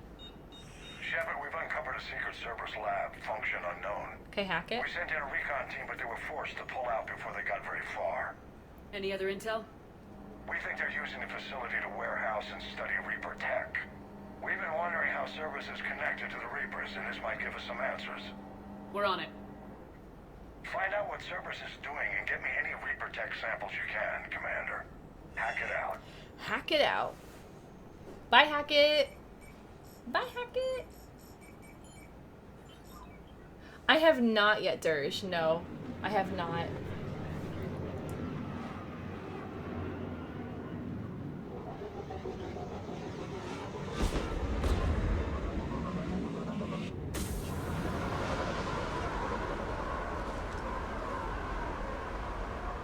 Commander, I'm tracking some tech with a Reaper signature. That's your first sample to grab. Updating your nav point. Thank you. On my way. Okay, pick a Reaper artifact. So I have an Apple Watch, and when I did that, I got like a notification at the exact same time. It was a bit eerie. I want to see what's in this room up here. Brandy or rum and scotch for Admiral Hackett. Oh shoot, I can see that. There was also somebody in there. There's people in there. This music is good. We're gonna save before we really get far in here.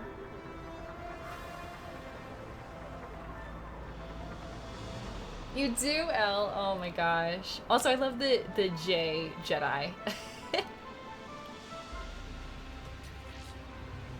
Gosh, Kasumi's right. They just like leave credits lying around.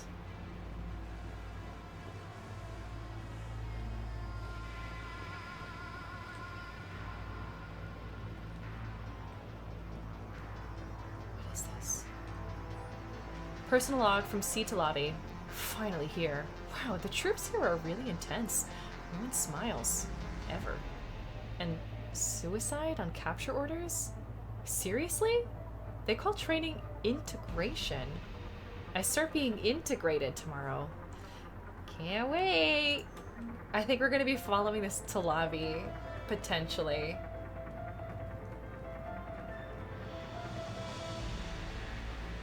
Alright, let's go up this way. I think there's someone right there. Oh my gosh. They're like, you're taking too long, Shepard, just go!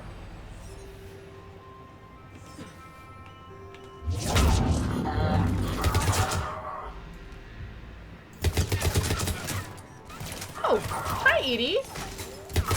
Usually I'm the one who like takes cover from other people, and like she's definitely taking it from me.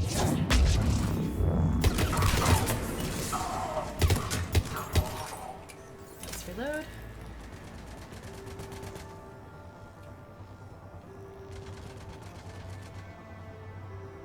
Javik? Oh my gosh, I was like, are you okay? Who are you shooting at? There was like a door. I was very confused. I was like, is this Ashley with the pillar again? All over again. Oh my gosh. Credits. Yeah, exactly, Evan. That was Javik who fired? Yikes. Oh, Javik. Oh, this is one of the multiplayer maps. I see. I didn't realize. Okay, this is where we started off. Reaper artifact is over this way. Gosh, they've got a lot of really cool equipment that looks like it does nothing. I don't know what any of this stuff does. It's like they just wanted to make like printers and copiers but put microscopes on them. And they're like, yeah, this is what Cerberus is going to use. Like, what is this thing? What even is this? It's like a... It's not even functional as a chair. I don't know, Cerberus. I don't know if I can trust that you know what you're doing.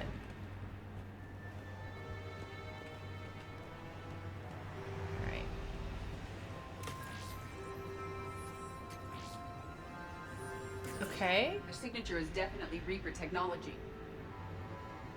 Yeah, it looks like it. Okay. So I think we're gonna continue going down. Oh, right here. Got the sample. Roger that. Meet you at the landing pad. What's down here? We came from down here. That's right. What about this sample? And that sample. There are a bunch of different samples in here. Okay. I guess they were maybe decoy samples, or just they have a bunch of samples and I only need the one.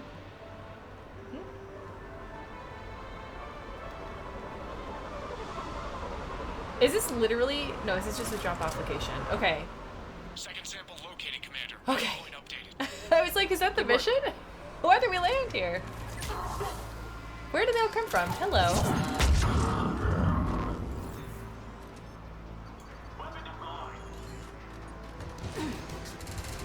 Gosh, she's good.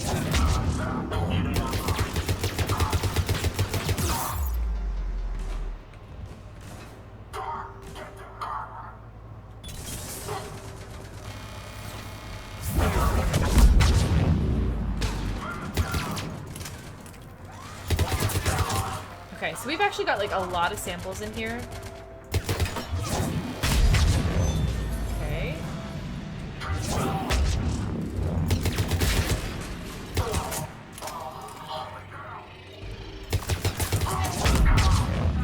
Hi! Sorry, you were hiding. I found you. Okay, it looks like this one over here is where we're supposed to go. It's fine. They're in a fight. Someone's dying. Oh my gosh. There is no doubt. That's Reaper technology. Sorry, Edie. I hit you in the head.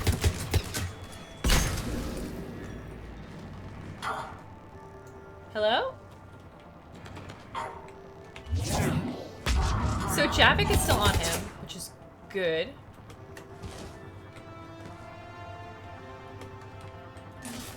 Okay, we got a second artifact. Second sample secured. Heading back to you now. Negative, Commander. Pad got hot. Had to plug it up. Reapers on my 6. Taking fire. Scratch that. Make it 4. Oh, shoot. We just need to hold out until Cortez can pick us up. Okay. It's a chance to kill more Cerberus. Stay tight. This could get rough. I guess I'll stay tight around here, where it's a little bit easier to protect myself. Woo! The fighting in this game feels a little bit simpler at times than it did in Mass Effect 2. They kind of throw different sorts of enemies at you and they introduce shields, which is fascinating. But I don't know, maybe it's just me playing normal and like I've gotten better enough at this game.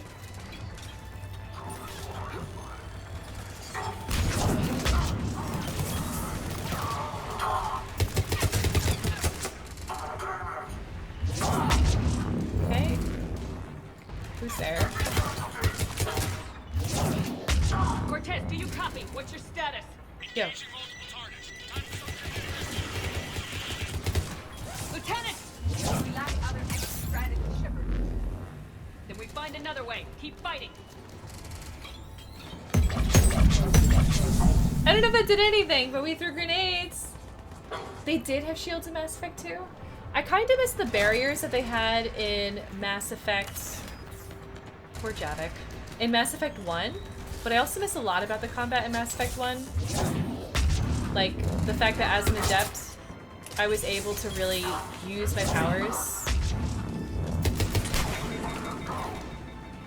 Javik, you're down again? Understood. Keep it done.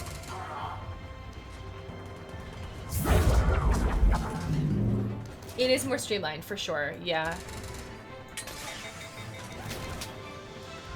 No ammo.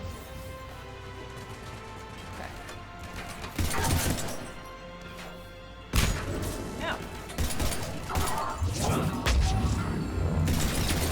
I think I like the weapons in this game, Mass Effect 3 better than 2, although I really miss the Carnifex.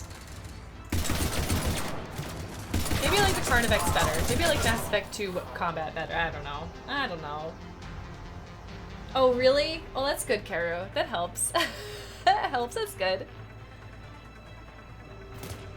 No, Evan, you're not. I miss it. But I also think like playing an Adept had a big part to play in that.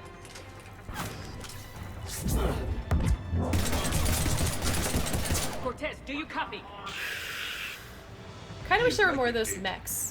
You'll make it. Let's just keep the landing pad clear. Javik! Okay. So rude. We haven't even gotten all of the samples.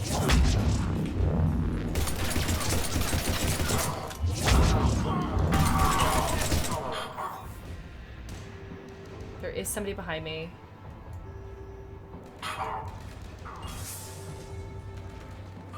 Just like waiting for somebody over here to come out.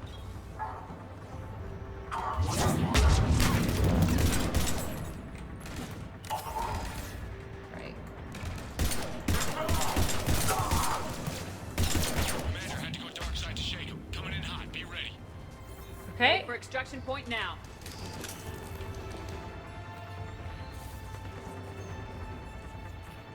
I can't see anything.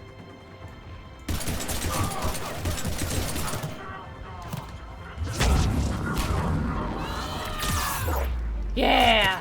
Ow! Edie's so great. Oh!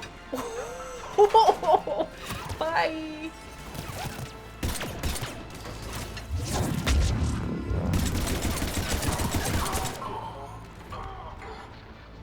I'm trying to like wait for him to come in hot, you know?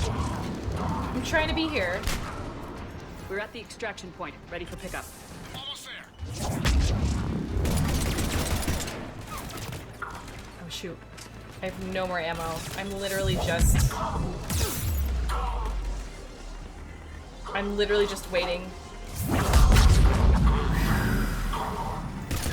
There we go.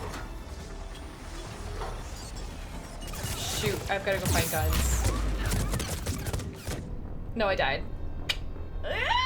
I know, I had ammo someplace else. Biotics and melee! I should have just kept at that. Oh. Commander had to go dark side to shake him. Coming in hot. Be ready. Okay. Heading for extraction point now. There was ammo over here. Wait, what's up here? What's this? Failed Medigel experiment? Glad we died. Will only lead to Medigel advances for Hanar. Only Cerberus would call that a failure. Okay, yeah, I'll take that. So I guess we're only able to get 2 samples from this. Here we go. Ammo. Ammo. Okay, we got it. We got all our ammo that we need.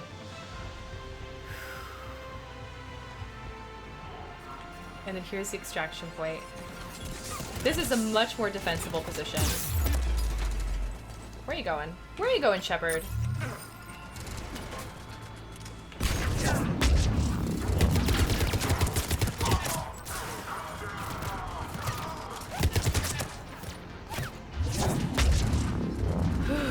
Yeah, I found the ammo crates. I had seen them earlier on, but just did not need them. at the extraction point, ready for pickup. Almost there.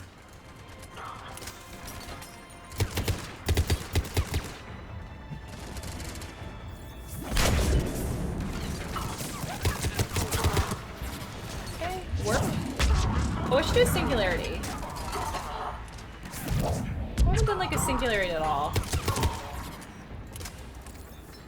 It's the gift that kind of keeps on giving, you know? Gotta love singularity.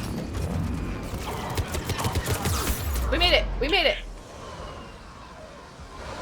And Javik didn't die. Again. Okay, lift up! Let's go! In this cycle, exactly, Chado. Commander, we've got our best engineers That was looking much at better. the Reaper tech you secured from that lab. What was Cerberus doing with it? The We two don't know samples yet, that we but got. whatever Cerberus is up to, it can't be good. Even if we can't determine its purpose, we've disrupted their experiments. I doubt they'll just close up shop. Agreed. We'll keep sending strikes against the facility. Good work, Commander. Good work from Admiral Hackett. We got 10,000 credits from the Alliance. It feels so much better taking money from the Alliance than from Cerberus, for whatever reason. Just kidding. It was fine taking money from everybody. Thank you, Elle. Thank you, Lord High Researcher. Hey, Victus, you're back. He must have been in the bathroom when I couldn't find him last time. Yes, Commander? That's all. Of course, Commander.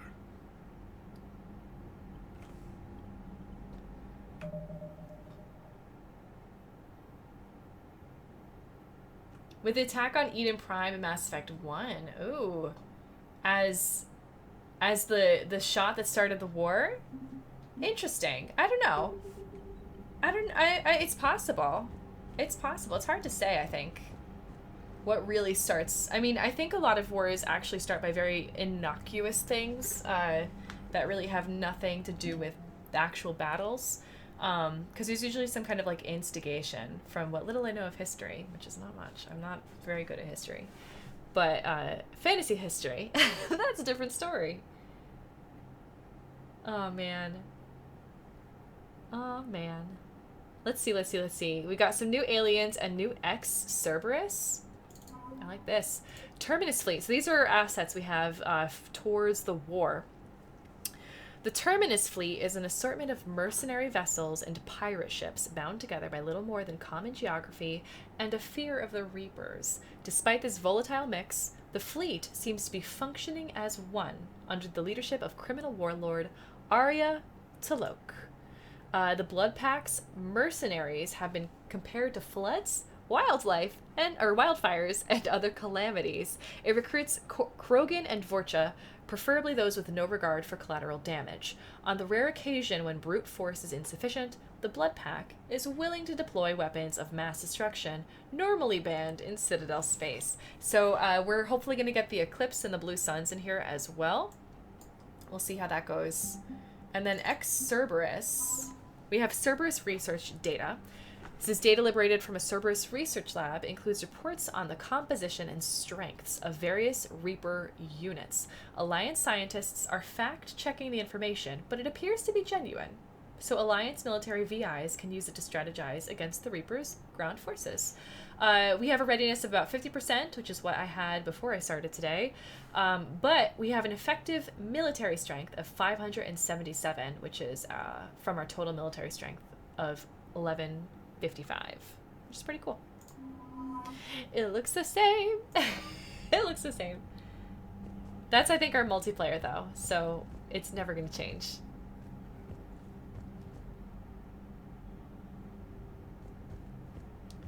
Okay. Let's see. This is where we talk to Hackett. Hackett out. And then we'll fill this up someday with more folks who are going to come to our summit. That's my hope anyways. For the time being, we just finished a Cerberus mission. War's over. Hope we find every race that sat back while we bled and get some payback. Yeah, that's a great plan.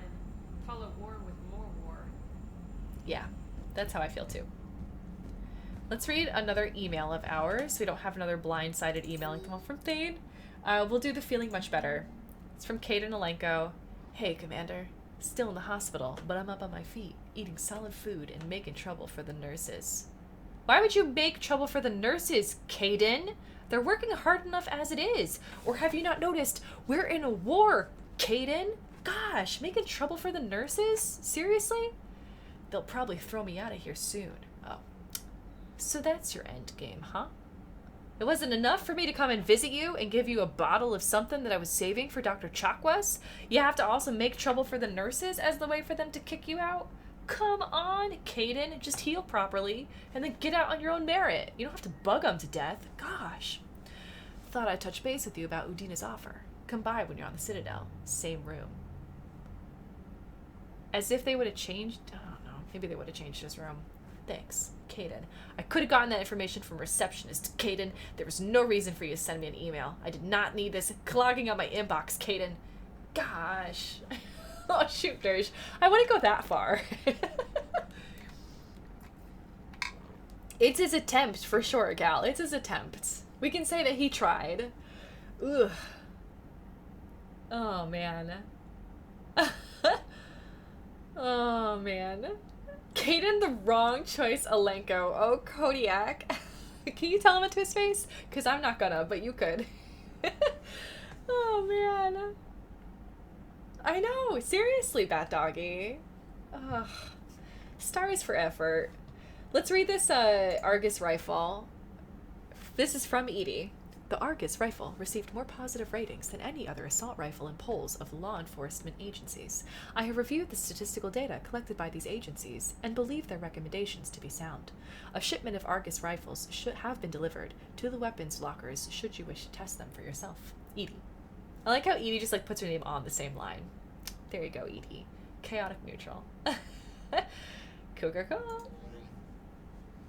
It's very true. It's very true. He is not going to be in stand-up anytime soon. Considering the fact he's still laying down. They have not let him out of the hospital. Commander. Commander. Alright. So let's see what our mission summary.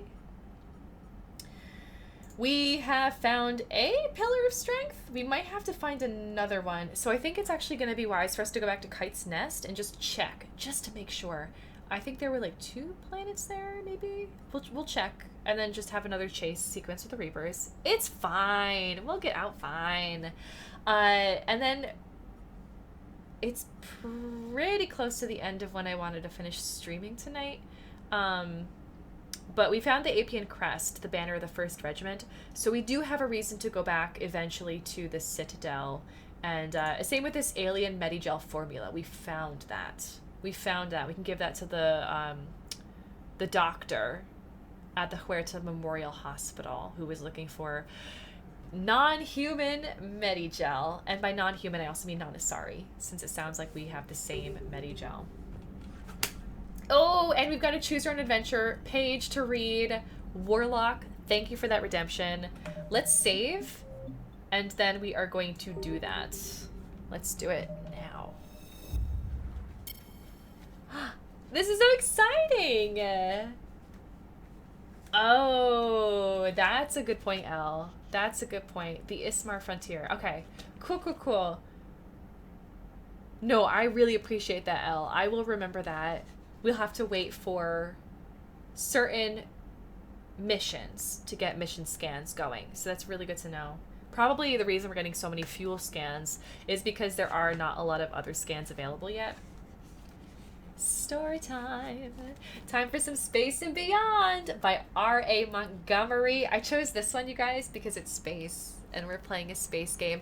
We're also playing a space game tomorrow. I should have been mentioning this the entire stream today, but tomorrow is the 4th of May, May the 4th, and May the 4th be with you. We're going to be playing Star Wars Episode 1 Racers tomorrow, which, gosh, I've never played, but we had joked about pod racing, or talked about a pod racing game, and I was like, does this even exist? And you guys assured me that not only does it exist, but it's worth playing. So I'm gonna be playing it tomorrow, and wow, wow, wow, wow. We'll see how it goes. Takes you back. Good, heroes. Good. Yeah, I figured there should be some nostalgia for those of you who played this game. I should be getting some nostalgia just from the episode 1 nature of it all. And, yeah, here he goes.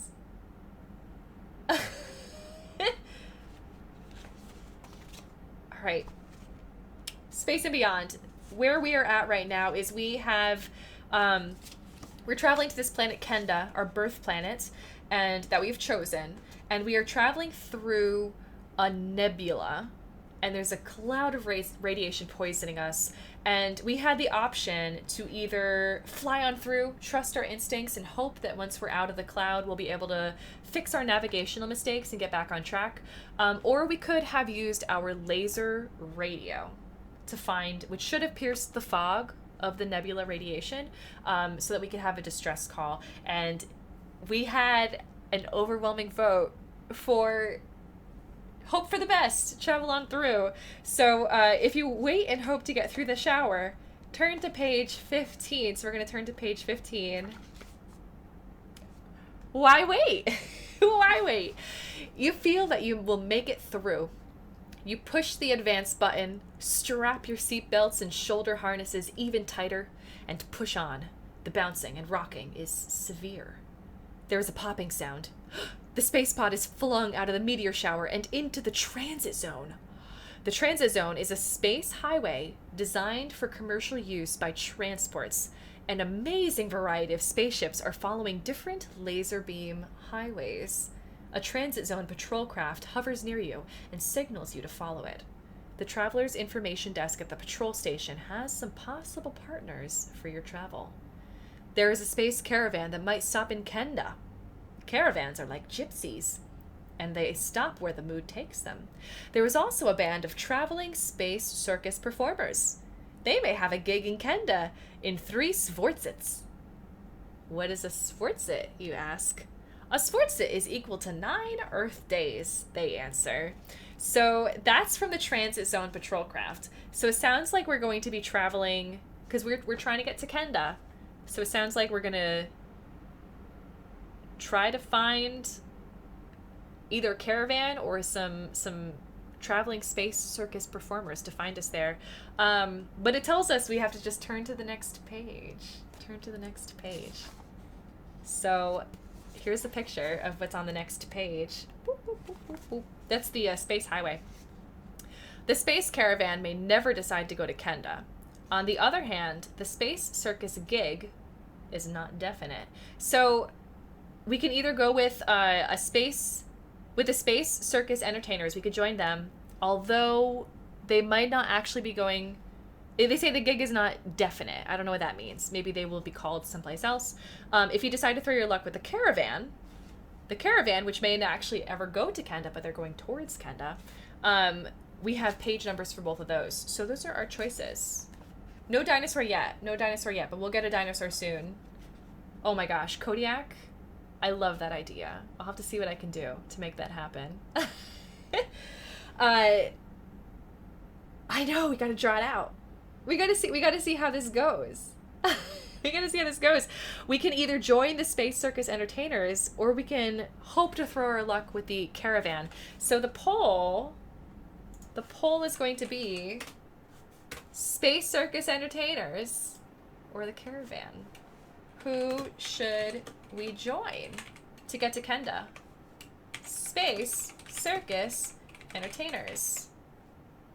Caravan. You guys get 1 vote each and 1 minute to vote, starting now.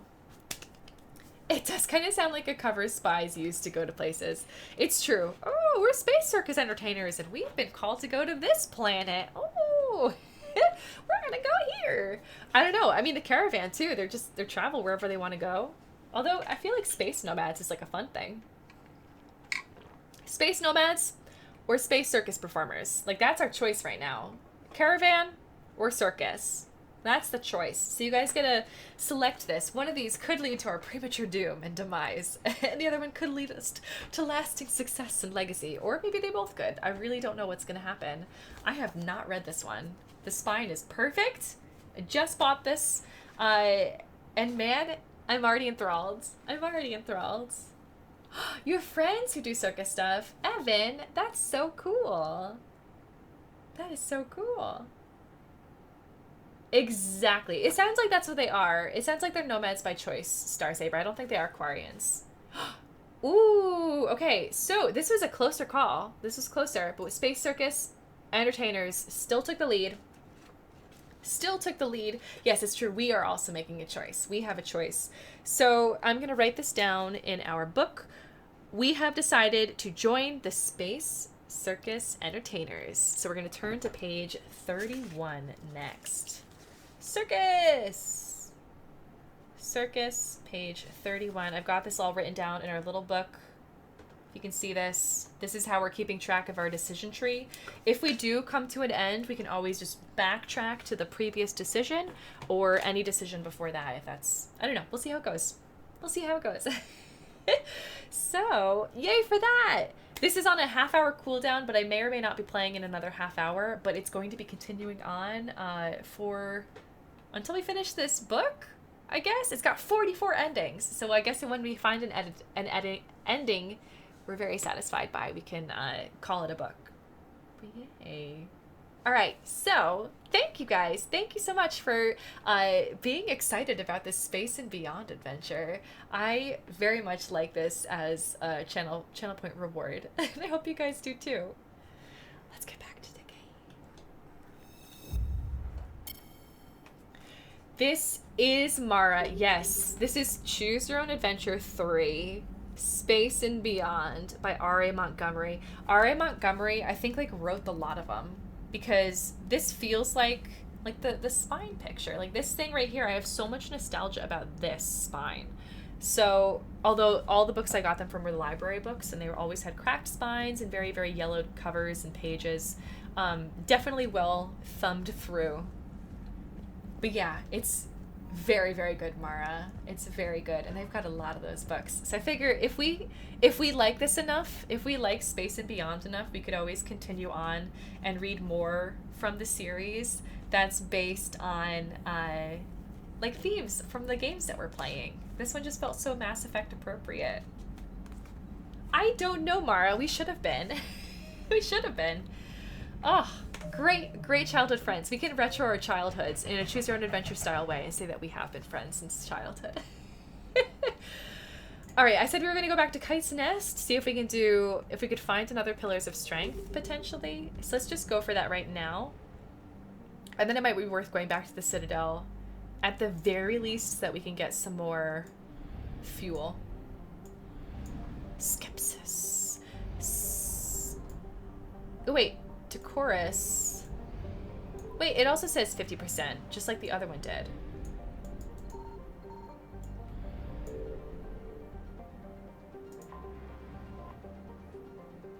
This is Liana, cloaked. Lena. It's Lena? Not Liana. Lena. A methane-clouded hothouse planet. Let's see.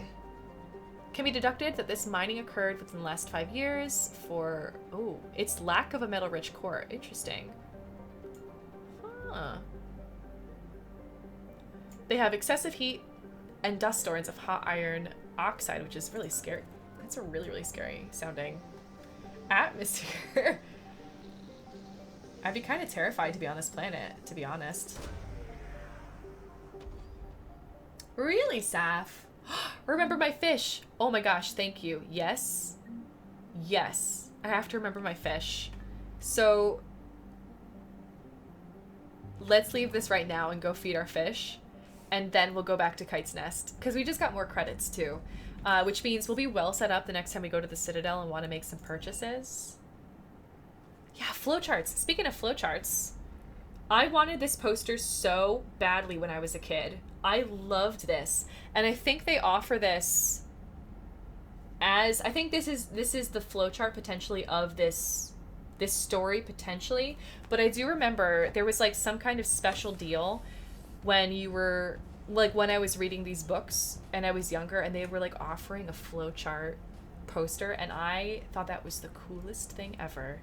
I wanted it so badly. And the funny thing is, for those of you who know Ryan North, he writes the dinosaur comics. He also wrote To Be or Not to Be. That is the question, or something like that. It's like a choose your own adventure Hamlet tale. and it's the greatest. It's the greatest book. I love it so very much. I don't have the copy on me, but I could get it again. And hi fishies, enjoy the food. And the cool thing about that is they did offer a poster of all of their decision trees, and like, man, I wanted that too.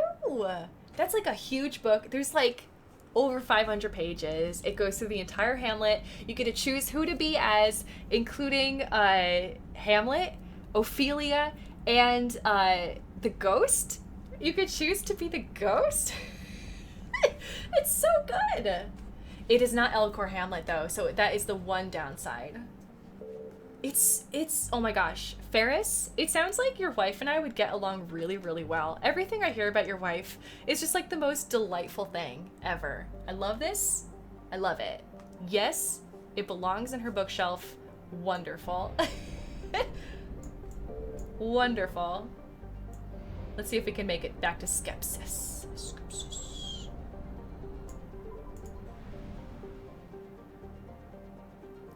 Evan. It's so cool. Wait, of the Squirrel Girl. I don't think I know that Star Saber, but he's pretty great. Ryan North. I never really followed too much. Signal confirmed. Oh, cool. Watson. We're Watson. I never really followed the dinosaur comics too much, but I would read them anytime they came into my view. Like if someone was like, here, dinosaur comics, here's a link, I'd read that. But man, that's cool.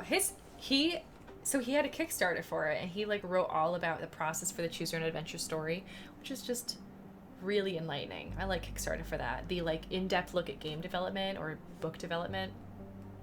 Choice.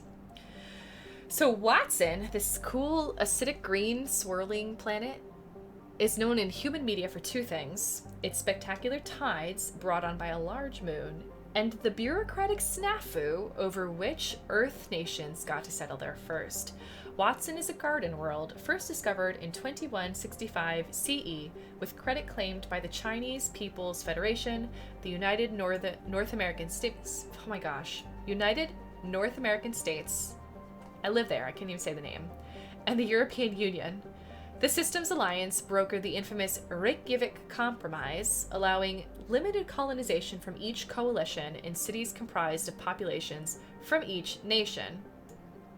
Watson itself trends colder than Earth, with a temperate zone measuring about 30 degrees latitude in either direction from the equator. Its life does not easily map to Earth's evolutionary eras. Some islands have species that resemble terrestrial placental mammals, others are overrun by arthropods. It is estimated that at least 2 more generations of xenozoologists will be needed to properly classify all the species of the planet. Well, that makes sense. Like, how long did it take us to classify the species on our planet, and we're not even done, and there's extinctions happening all the time, and like, we're still not even done. That's crazy. Like, this is just 20 years. They need more time. They need more time. So the mean Celsius is 25 in the habitable zone, which is a little bit tracking a bit cooler.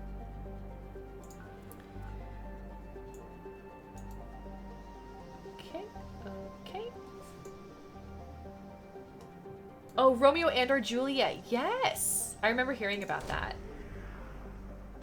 And William Shakespeare punches a frigate shark or other stories. Oh, that's so good. We got a javelin missile. That's pretty cool. From Watson. Wallace. Are these all W planets? No, Pauling. Okay.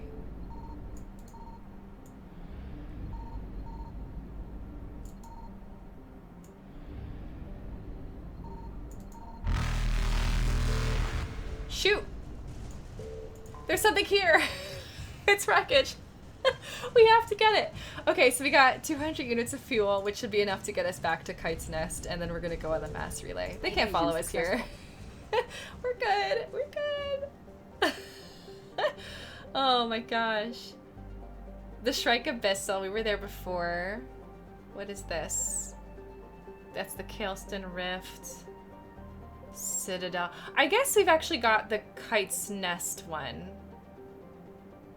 So, You know what? Next time we'll prep ourselves at the Citadel. We'll prep ourselves for the Citadel, and then next time we'll be able to. Sorry, it's so loud. We'll be able to trade off. What did I do? Okay, I pressed cancel. I wanted to go into the sound effects and see if I can actually lower the sound effects just a tidge. Let's lower it to 75. I know, it's the most exhilarating part. It's so loud. I'm so sorry, you guys, if that's like blowing out your ears. Oof. Oof, oof, oof. Yeah, so let's go to the Citadel. I'm just gonna prep us there for tomorrow, and then we can just kind of knock off some of the side quests. Alliance docks. You're cleared to dock, Normandy. Do you need ground transport? Oh. You know, let's go to the hospital. I need to get to the hospital. Yes, Commander. It's the sound option where it's either high or low if it uses the base game sound options. Okay, let's see what that is. So sound. Dynamic range. Oh. Select high for high quality sound systems or quiet environments. Select low for lower quality sound systems or noisy environments. Dynamic range is the difference in volume between the loudest and the quietest sound. I'm going to keep this on high for now, just so we don't have any change in how it's been. But I'll think about this for Wednesday's stream. For Wednesdays. Thank you, Elle. I was like glossing over that. When I have like a very fixed target of what I'm going for, I will only look at that one thing. Posture check. Thank you, Warlock. Gotta have a posture check. We tried to run again, but we were blocked. I need to see her story. And the farm girl? Her leg was broken, bleeding bad. Oh, Juliana. I knocked down a wall in a barn with a big warp field. I was so proud of that. And we hid. They must have searched for you. I'm an Asari huntress. No damn husk is gonna find me unless I let it. Like the farm girl who was with you? Her leg was broken. She was whimpering, and Naira, I saw her through a hole in the boards. She was coming closer with those dead black eyes. Oh and no. Hillary, the farm girl, she couldn't stop crying. She killed the farm girl. They were gonna hear. What did you do? What do you think? Oh, shoot. Juliana. Oh. Oh, Juliana. Oof. It just like every time we come back and check on her story, it gets worse and worse and worse. The gist of her story so far is that she was on a planet where she was, I think, on duty at the time. Maybe she was off duty, and there was this Naira who was her friend that she actually liked as more than just a friend, and she was really hoping to like be able to date her and was going to like ask her out. And she was just like in a towel coming out of a shower when the attacks started coming. And all the folks around her started turning into husks, including Naira.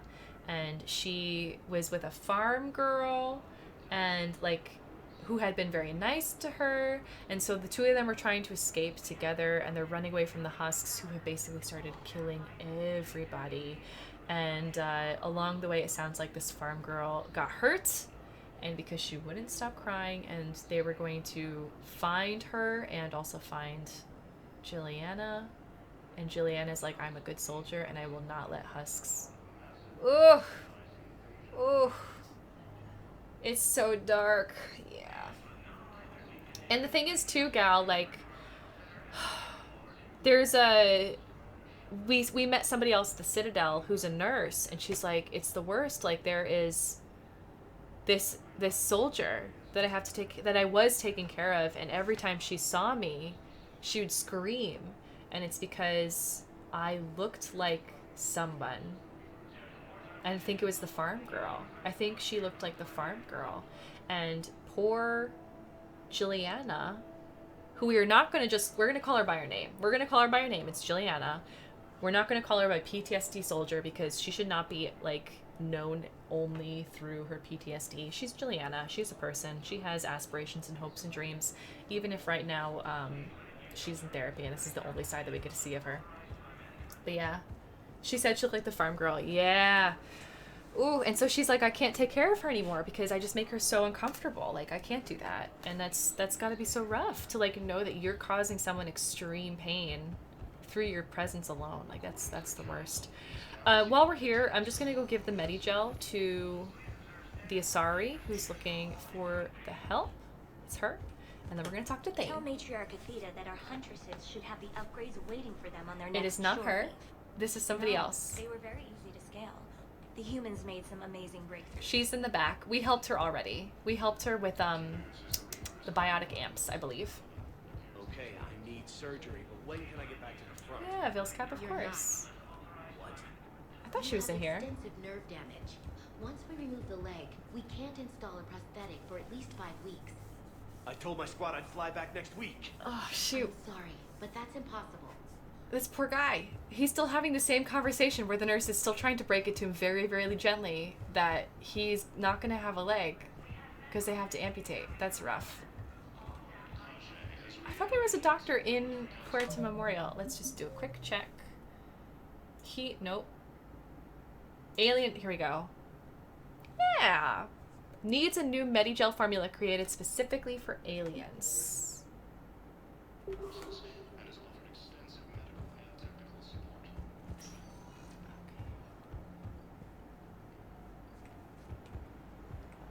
I saw the Asari through here and thought she was a poster, and I was like, that's an odd poster just to have a small face on the wall, but it's just glass. We're looking through a window.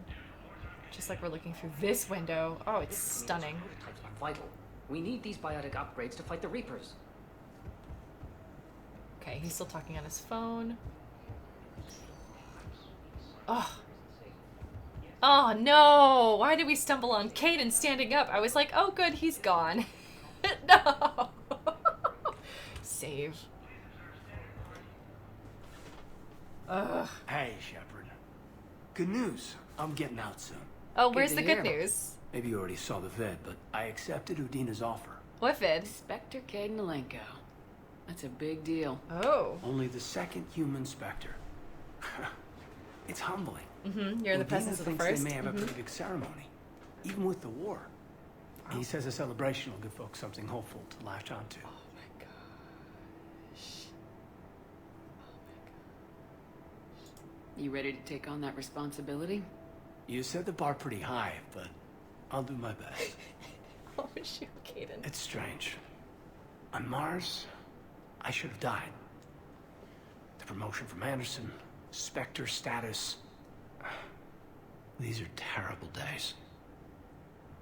But I've been lucky.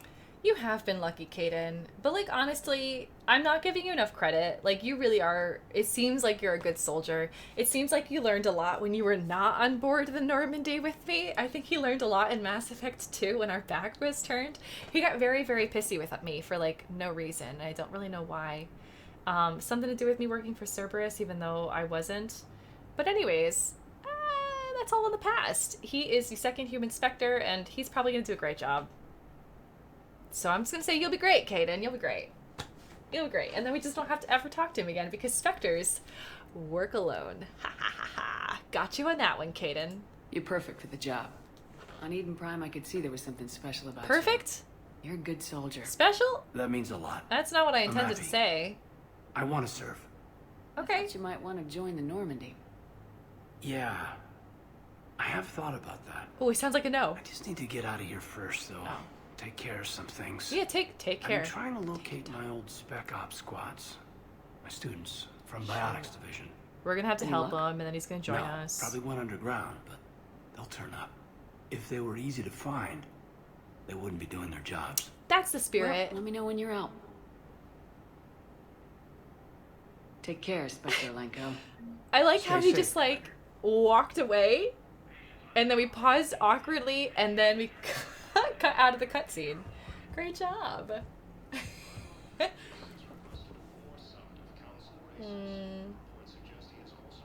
Oh, shoot, Vilscap. Phil's Cap, that is a very good tattoo artist. I'm really glad that you were able to be honest with them and that they were able to, like, trust you in the best way there. That's good. And give you some good referrals.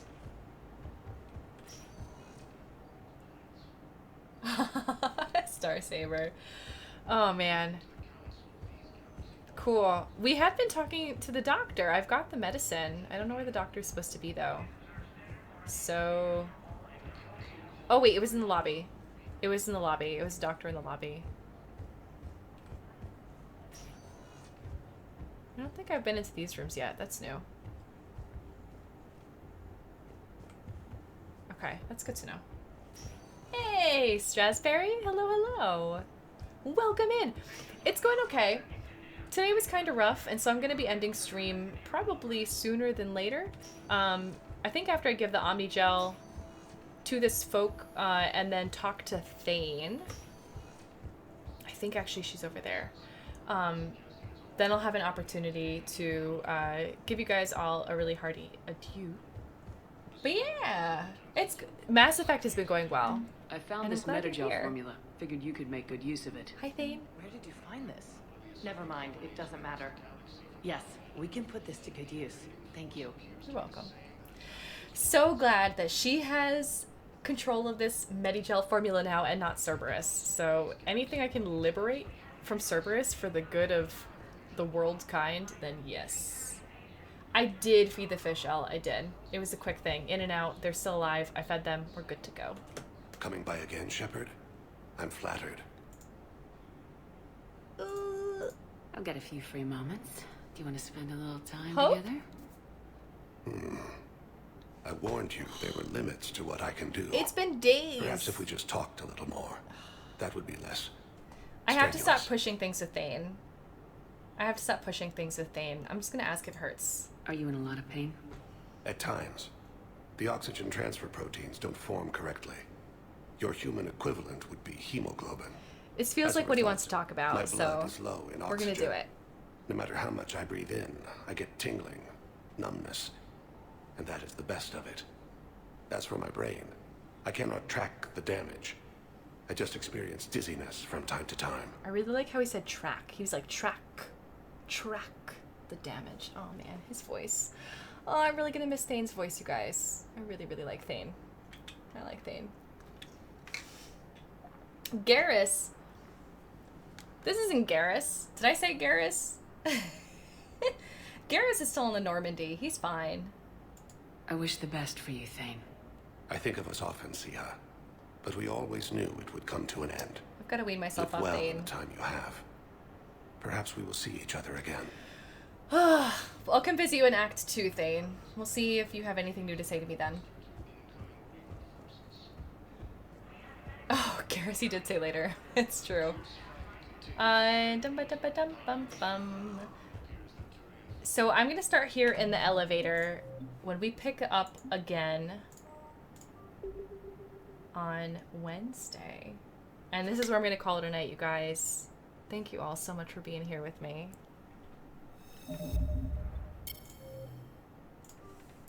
Yay! Okay. You good level pretzel? Let's put you on 6? 8's fine. Okay. The Thane, I called him Nane. The Nane friendship. Yes, the Thylus? No. No, not Thylus. The Nane friendship. The Thane Nihilus. Oh my gosh, Phil's Cap. Yeah, I would love to read a fanfic, you guys, of Thane and Nihilus being friends in the afterlife, and then Jas Shepard, because, you know, she lives a reckless life and dies very, very often. We're probably spinning up a bunch of different alternate realities every time she dies. Probably a Cerberus trick, just to make sure she stays on living, I don't know. But, yeah. Thank you, Mara. Thank you. I think it will be. Oh, Tradu, thank you so much. Thunderman, I hope you have a good night. You guys, thank you so much for being here. We got to do no main missions today, but we did some side missions where we just got some of the scanathons done. We got to know the Reaper scanning, like how that works a little bit better, and we've gotten more done with the Cerberus lab. So we did get some combat in today. I did die once. Another alternate reality spun off today, but it's all good. It's all for the greater good. And now Kaidan's a Spectre?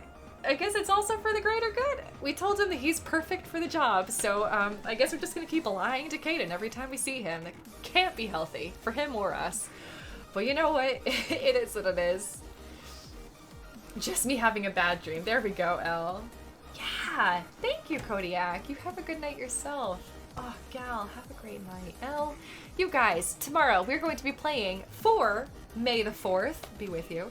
We're going to be playing Star Wars Episode 1 Racers. So it's a pod racing game. I've never played a pod racing game, but I've heard you guys talk. Some of you guys who've played it have said some good things about it, and it sounds like it's worth playing, at least worth giving it a try. So I honestly have no idea what to expect. I have no idea what to expect from a Star Wars Episode 1 racer game, except some pod racing. So we'll be doing some pretty cool races tomorrow, and fingers crossed that I'll do well. I've got some CTR experience, some Crash Team Racing, so maybe that'll translate. Maybe that skill will help me get ahead tomorrow in front of the other pods. Ooh, ooh, ooh, ooh. Yeah, tomorrow's Star Wars Day. That's why. And then today also we started reading Space and Beyond, the Choose Your Own Adventure story about space and beyond. I think we read 4 pages today, and there's 44 endings, and we have not hit one yet. So, hooray! Hooray! We don't die as quickly as Jenkins, at least in this book. We'll see when we come across our first ending, and then we'll take it from there. But it's a channel reward activity now that you guys all have an opportunity to redeem. It's 2,500 channel points per page, and we're on a half-hour cooldown. So I don't know if you guys want to like set a timer after the last page or something, but we managed to get through quite a bit today, and I'm very excited to see where this adventure takes us. I'm hoping eventually it leads us to some dinosaurs, because they've promised us dinosaurs. When you see dinosaurs on the cover, you gotta have dinosaurs in the book. So maybe that'll be the best ending. And then you get eaten by a T-Rex. Like that's the ending we'll root for, or that I'll root for anyways. So yeah, tomorrow 7:00 p.m. you guys, Star Wars Episode 1 Racers. And we'll just see what some pod racing is going to be like. Wednesday, we're going to pick things back off here at the Citadel in Mass Effect 3. And I think I want to try to do another main quest line. I want to try to do like one main or major side mission at least every week.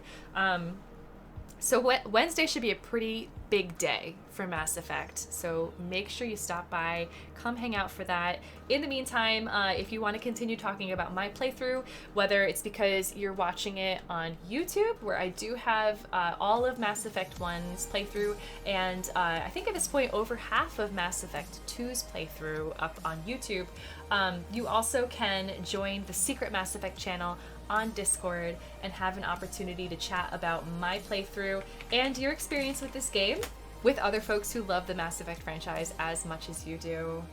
And 7 Emmett, thank you so much for the follow and welcome in. Welcome to the Jaspellians. How appropriate for you to be here during our Mass Effect playthrough. Oh, you guys, this was very fun. I'm going to be finishing up homework and giving the rest of my brain a rest for the rest of the night, and I hope you all have a fantastic rest of your day, and I will see you tomorrow. Let's do a quick raid. Maybe a host. I might just host somebody today. Let's see. Who is on?